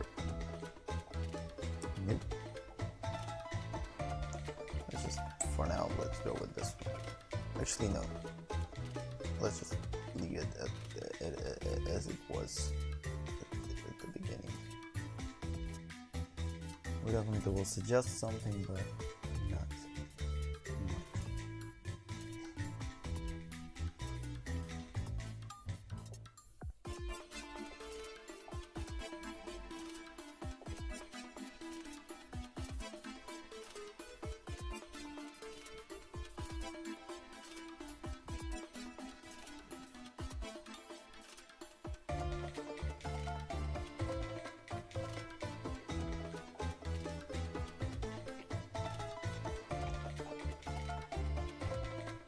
Still, even trying to... yeah, this is actually looks more like Quintessa, I guess. Then we will just add these things in here. And textures and colors definitely is going to be the theme that will make this look close to Quintessa.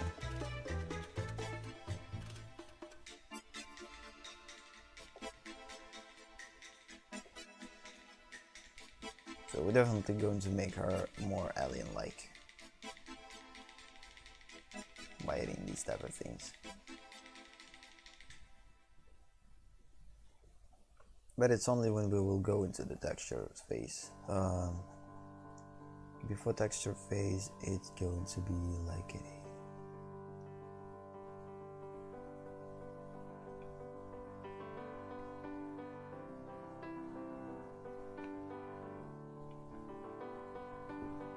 yeah, I guess this way it's pretty cool.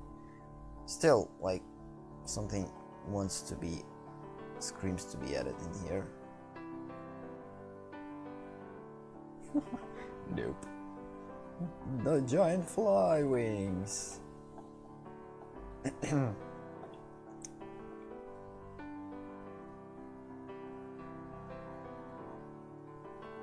Something maybe in the background. Definitely has to have something there. Yeah, this works really, really good.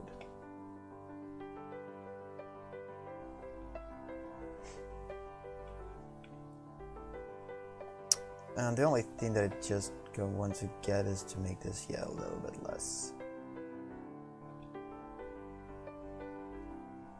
More.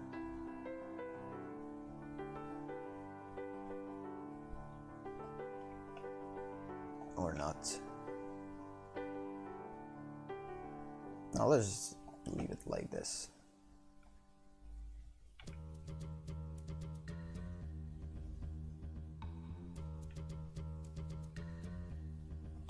So yeah, this design of a Quintessa, like simplified one that I'm actually kinda...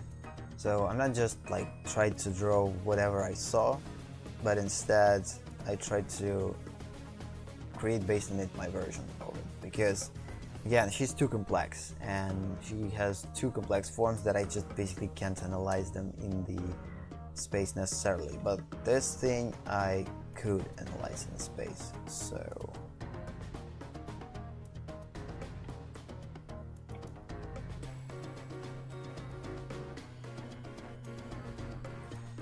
let's just go through her references again, maybe we'll find something interesting.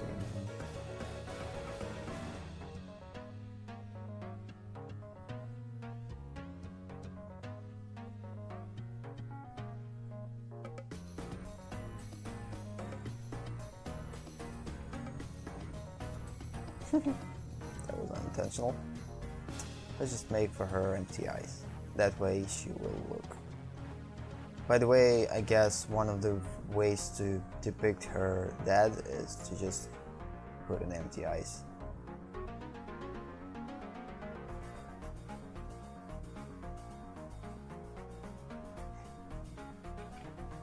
Because this is definitely one of the reasons why it's not looking good, is because their eyes are not empty. And also she, right here, she's kind of damn.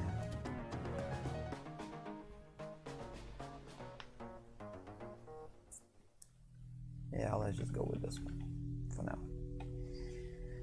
Yeah, I guess on that note, I will be finishing today's stream slowly. Let's just go with the quick overviews what we did, what we need to do still. Just finish with the Quintessa.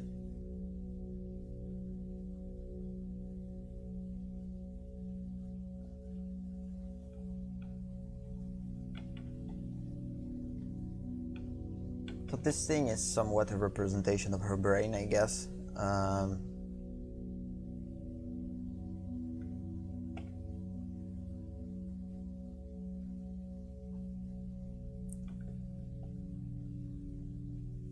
We're also going to think about contrasts because, of course, I can't make her all the way with one color only.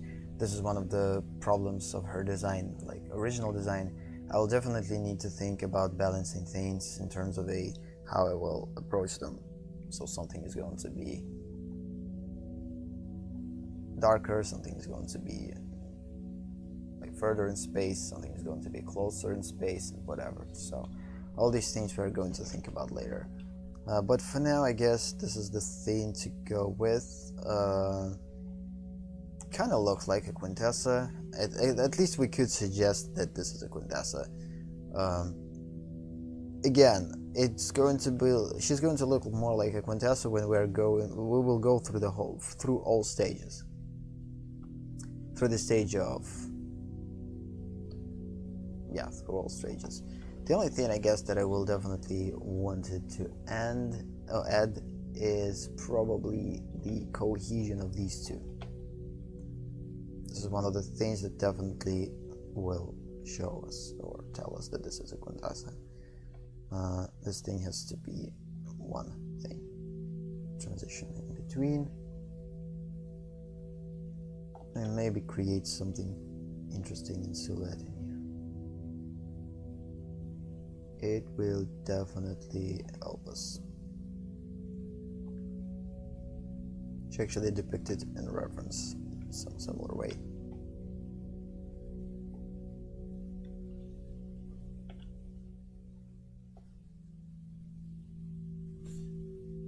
And of course this goes right here, and then it's like her hair. She looks pretty alien to me. Oh, really? She actually has like an additional things in here. Well, we could add them. Why not? We could add them. This actually will create pretty interesting silhouette in here. Why not?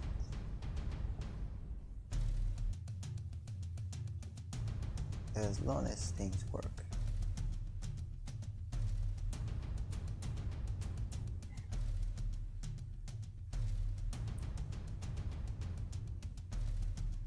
Yeah, well, kind of would be cool if we made her a little bit aggressive by creating these things, or a little bit more, I'd say, scary.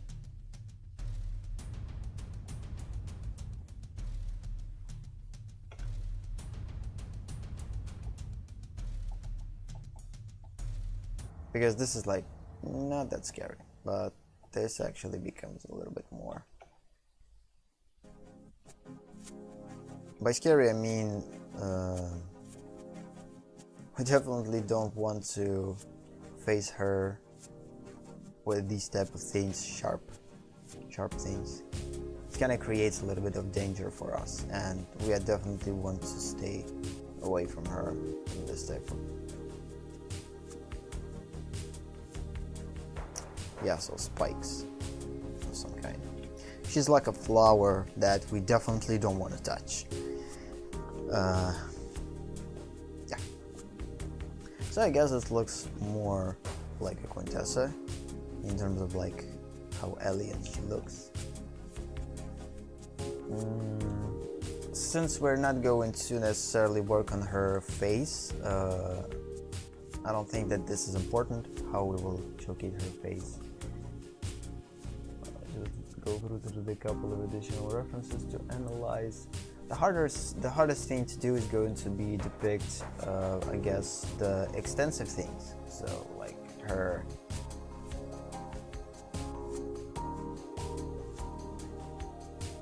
what goes after her neck. Like, I know that her neck is.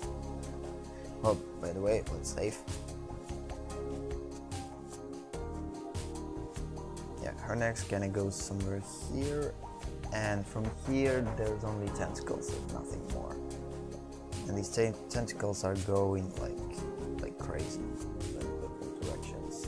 Usually they are something like this, pretty similar to.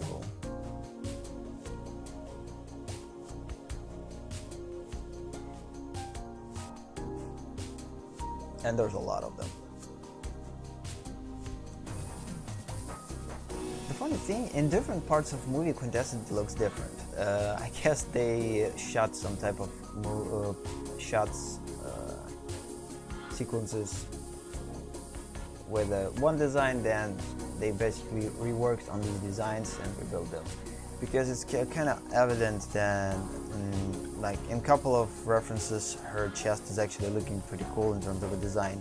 So yeah, it kind of has some type of pretty cool separations in here and whatever. But like in most cases, she just has like something like this, just basically stupidly spikes, like just that, just goes there. That's it. Without any like information in here.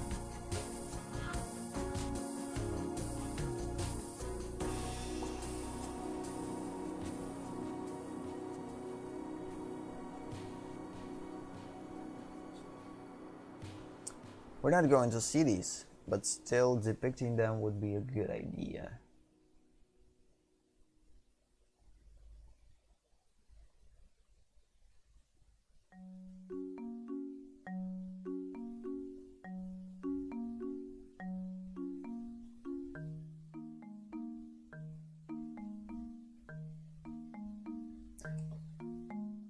I will try to suggest some type of a design still.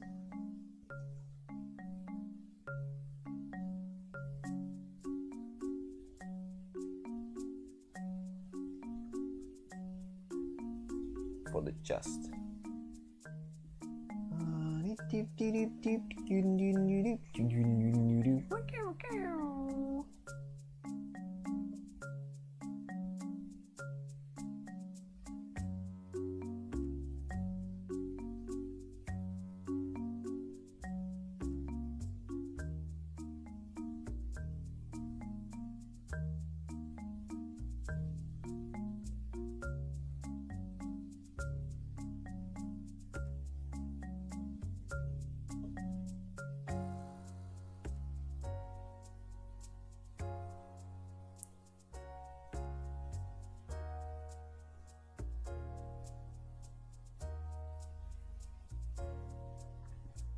Like she has a neck, but her neck is almost invisible because of these design elements.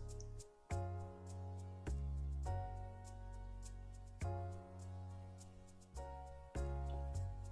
guess I've gone too far. So yeah, somewhere right here, her hands begin. Although she actually has a pretty big body, but pretty skewed in here. Yeah, we're not going to draw her full height, but it's not necessary. This thing I did only for the sake of trying to understand her form, because again, I don't understand her form that much. Kind of loosely based on anatomical things. Right now I'm not drawing from references, I'm just kind of improvising though.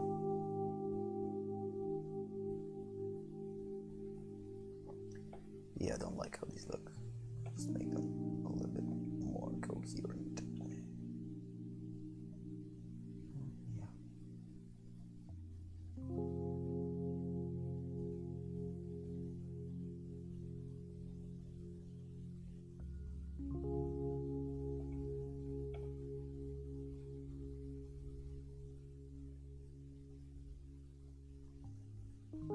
guess no one would choose Quintessa for a cosplay. Because to make this costume real, yeah, and make this costume actually like close to real life and make it work, yeah, it's definitely would be a problem. Pretty awesome challenge, I guess, for a cosplayer, but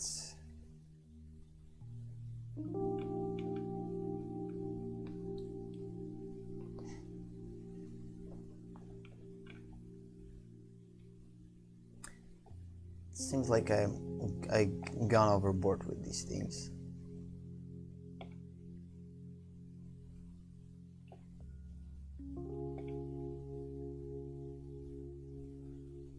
We have to remember that she's a female, so she has to have not broad shoulders, but pretty, yeah.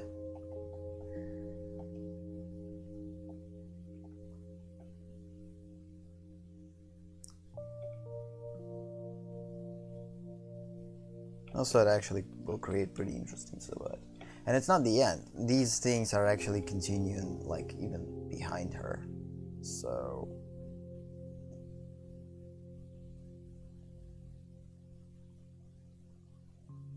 they just continuing to go there. So that's one of the reasons why it's going to be hard to actually depict her or draw her the proper way. Because come on, how complex she is, and she's not like our primary focus. She is a tertiary focus that we need to see like in the last moment, and like to put her in here and actually showcase everything, it's going to be a hard thing to do. Yep. Either way, of course, I will try my best to do that. At least I figured out something, and I'm kinda, for now, don't want to discard Quintessa because I can't necessarily showcase every design element. I think it's not going to stop me though. I still will continue and will try to do something with it.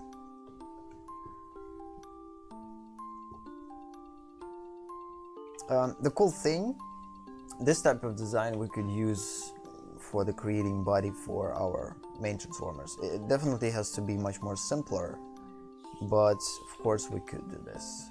Let's just place her in here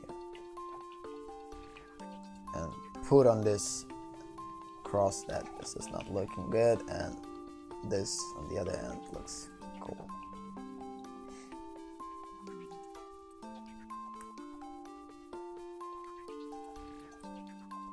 At least for now. Yeah, she has pretty clear silhouette to her, so... yeah, on that note, let's just finish this drawing session. Yeah, that was a pretty strange session in terms of... I didn't plan to go to this. I kind of wanted to force things into 3D stage right away, but things don't work like that. So, and I kind of go through suggestive design, overcame my fears and just decided, okay, yes, I will draw them badly, but still this is the stage for the suggestive design. I don't have to spend too much time and too much details and put too much details in these type of stages. The only reason for the stage is to understand the basics of the form design and slightly suggest it. That's it. We don't need to go through like full understanding of the form. We will do this later on the 3D stage, a 3D construction stage. For now, this is more than enough. And the only reason why I needed to go through design stages right here and for the Quintessa is because there are two complex forms for me to handle in this particular angle. Because come on, like it took me pretty decent amount of time to figure out how to design her and still showcase that this is a Quintessa in this particular instance, like flat, with turned on symmetry. And can you imagine how hard it's going to be if I will try to put her in this particular angle, lying yes, under the table in particular pose. So at least this thing definitely will help me to do this much more, I guess, easier. Yeah, so if you're not sure about some type of form, study it. Figure out how this form looks, figure out how this form works. If it doesn't work as you see it or as you try to, like in reality, change it. By changing it and slightly differentiate it, you can achieve even better results than was before. Because again, this result did not make any sense. That's why we actually cross it.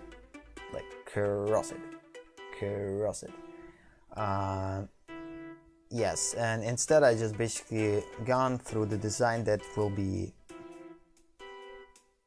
that will make sense. The reason why this design makes sense because it uses similar shapes to it, when this is actually uses two different shapes. So this shape completely different from this one close to this one, but still it's kind of completely different. This one is different too. When right here all the shapes are there a little bit similar to each other. They go through somewhat similar transformations and their flow a little bit different.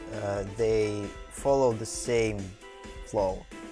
When this is definitely does not follow the same flow. They are kind of a little bit jaggedy, strange. I don't know. At least for me, I don't think that this is a good design. Looks all over the place. This, yes, it has extensive details that I wouldn't use in the real design per se, but to depict complex design of the Quintessa, this type of simplification of this design, it works. It looks pretty cool. We still need to work on it, of course, and this is not final, but this is a close thing to something. And still it's going to be problematic to deal with the Quintessa on different stages. So it's a problem for me now. It's going to be a problem to depicting it in design, in suggestive design. It's going to be a problem to create lighting for her and actually make everything right. I guess if we will stumble upon this problem, we always can fix it by putting a low amount of light there and making it dark. So she will be in the dark, and we just slowly we'll use a form to suggest all these things by just like making a slight suggestion that Quintessa is there. We will make her eyes a little bit, I guess, glow, but this glow is going to be fade out, so it's going to be too fading out.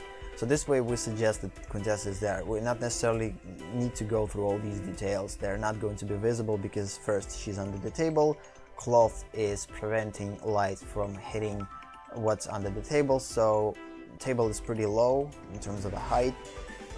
That means that probably she's not going to be visible there, so everything under the table is going to be pretty dark, and it all depends on what type of lighting I will choose. I guess we are going to consider this problem when we are going to choose lighting, definitely, because we need to hide all these problems in order to not deal with them, because again, dealing with the Quintessa is too big of a problem, and we need to make this problem disappear, or at least make it fade, and at the same time solving it, because the only solution for this problem is to cover this problem a little bit.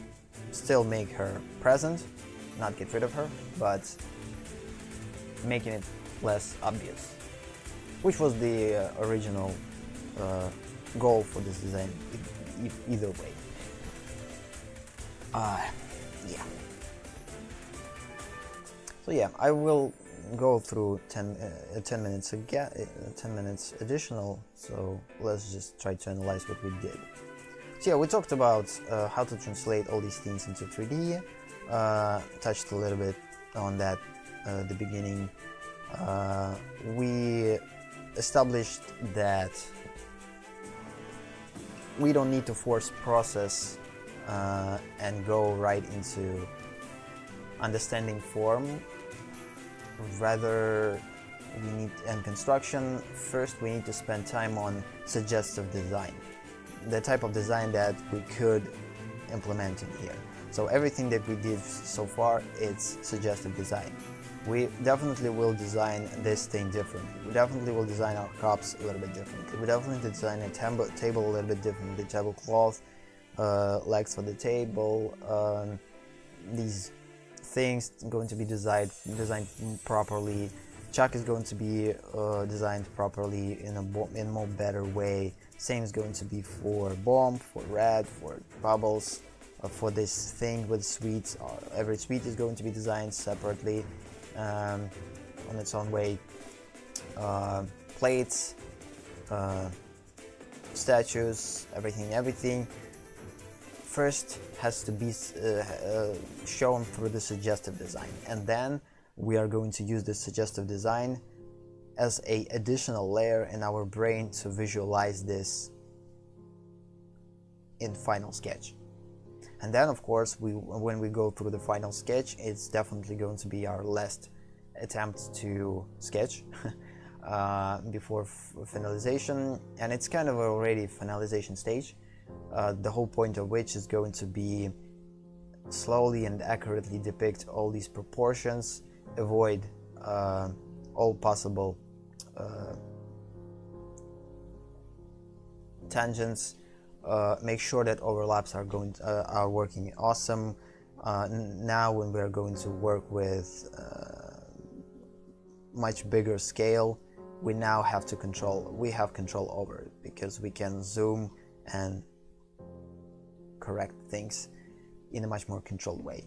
It definitely will take some time, but still, in the end, our goal is to create quality work, and I think the only kind of way to create a quality work is to put quality time and knowledge and experience and all things quality put into work, and this is the only way to create a quality work.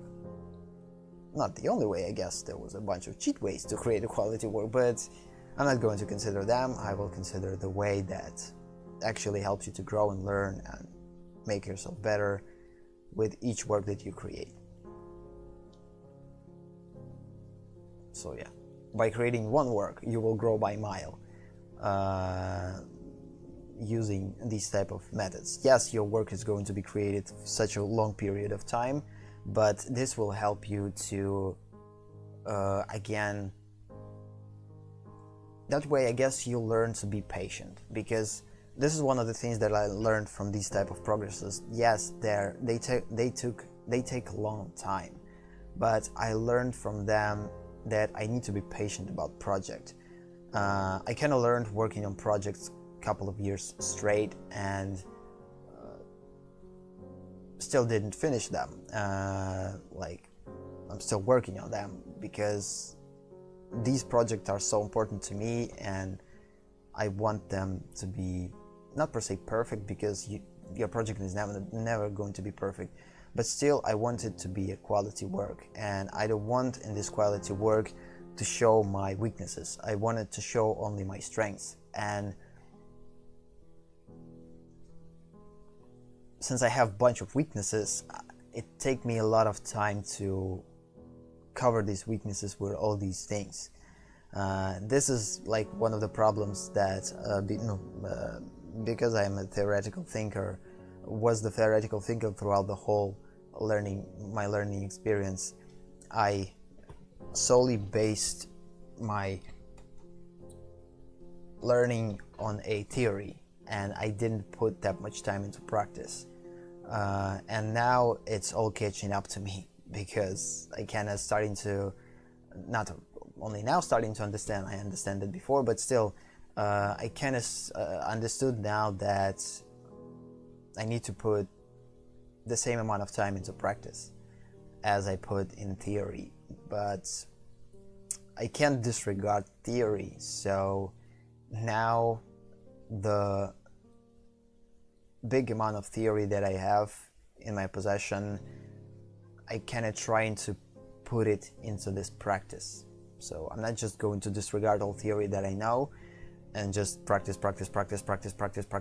No, I want to somehow like combine all these two and make things work for me. And that's why I'm doing this in this way. Again, in the future, the more projects I will create, the more clearer all this thing is going to be. Because for now, I guess it might make sense to me, but it not necessarily could make sense for you. I hope that it does, but in case it didn't, it doesn't make sense. I guess try to extract like partial information from everything, because all these things are still going to be present in the future projects that I will create, and I will be talking about them constantly. They will become clearer, they will be put in much more, I'd say, in much more ordered way, not ordered. So they just basically going to be put well, because right now, because of I don't have that much experience in speaking English, I don't have that much experience in streaming, I don't have that much experience in practical art creation. All these things kind of create a bunch of restrictions for me in terms of how I can put it like the best way, and it will take me some time to adjust to it. But after I will adjust to this, I will definitely organize this thing better, and I will be talking about the same thing, but I'm going to talk about it in a much more clearer way. So I guess if these things does not make sense to you, like in the whole, try to gather separate things from them. So like try to understand what I mean by separately, what I mean by suggestive design before going into for instance, like complex 3D studying. Try to understand what this means. So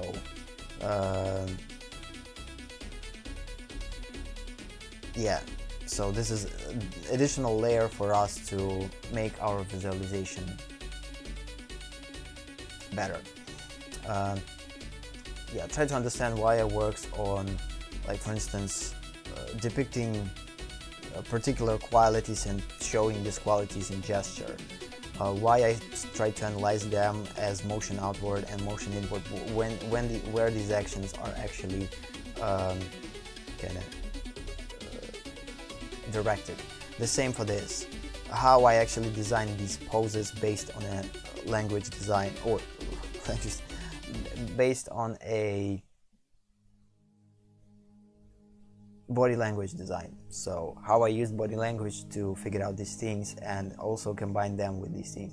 So again, all these things could maybe not making sense to you like as a whole. Probably when I finish the project, maybe things will finally gather into one thing, but for now it seems a little bit chaotic, and part of me is kind of understands that. But again, trying to do my best with the things that I have, and unfortunately for now don't have that much. Have a lot of experience. I have a lot of experience, like theoretical, in terms of like I know theory. I would say pretty well. At least I think I know it pretty well to my notion. Because again, I put like 5 years into doing this. Yeah, and to gathering this and to actually putting everything and understanding how it works,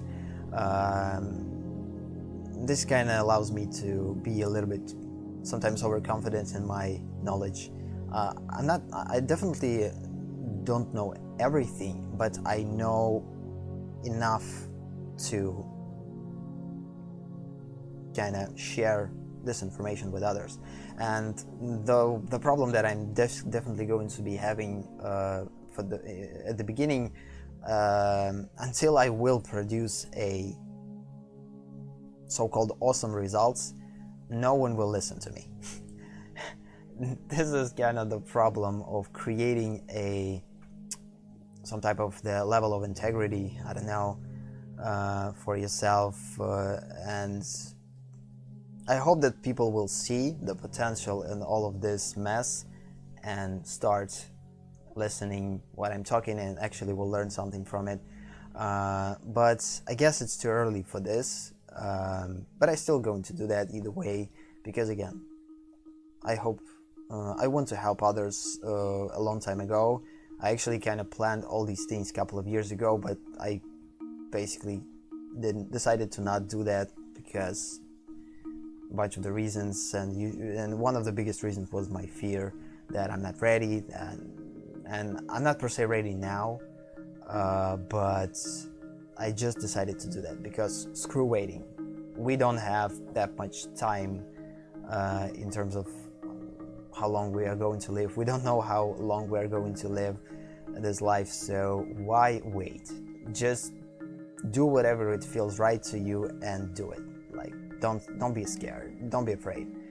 And this is the thing that I definitely going to talk about a lot in my streams, like persevering, trying to conquer your fears, doing things your way and not necessarily giving up to some particular ways, and doing things as you want them to do and how you want them to do. And the whole process that I'm making and talking about, this is the thing that I actually want to do, and this is the way how I want this to be. And I will work on this in the future and hopefully make from it something awesome that will definitely help people. But for now, it's all like the beginning stages of every business or every journey. You need to learn. You need to kind of make mistakes. You need to do these things and figure out on the go, how to deal with them, and so on and so forth. So long and so forth.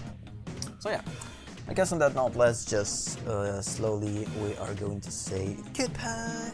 Yeah, again, I worked on Quintessa. Still a bunch of things to work on. The last thing that I'm going to work on is figuring out the design for the Transformers body, because we need to put all these Transformer bodies into perspective as the Transformers statues. So definitely it's going to be on the next stream. And of course we need to kind of figure out how to deal with the Quintessa in the particular angle and suggest it at least somehow. It's going to be pretty hard. And after we finish with this one, with this one, with this one, with this one, with statues, we are going to work with a ceiling. We are going to work with the design for the gate. We are going to work with walls a little bit, if I will implement some type of design in them.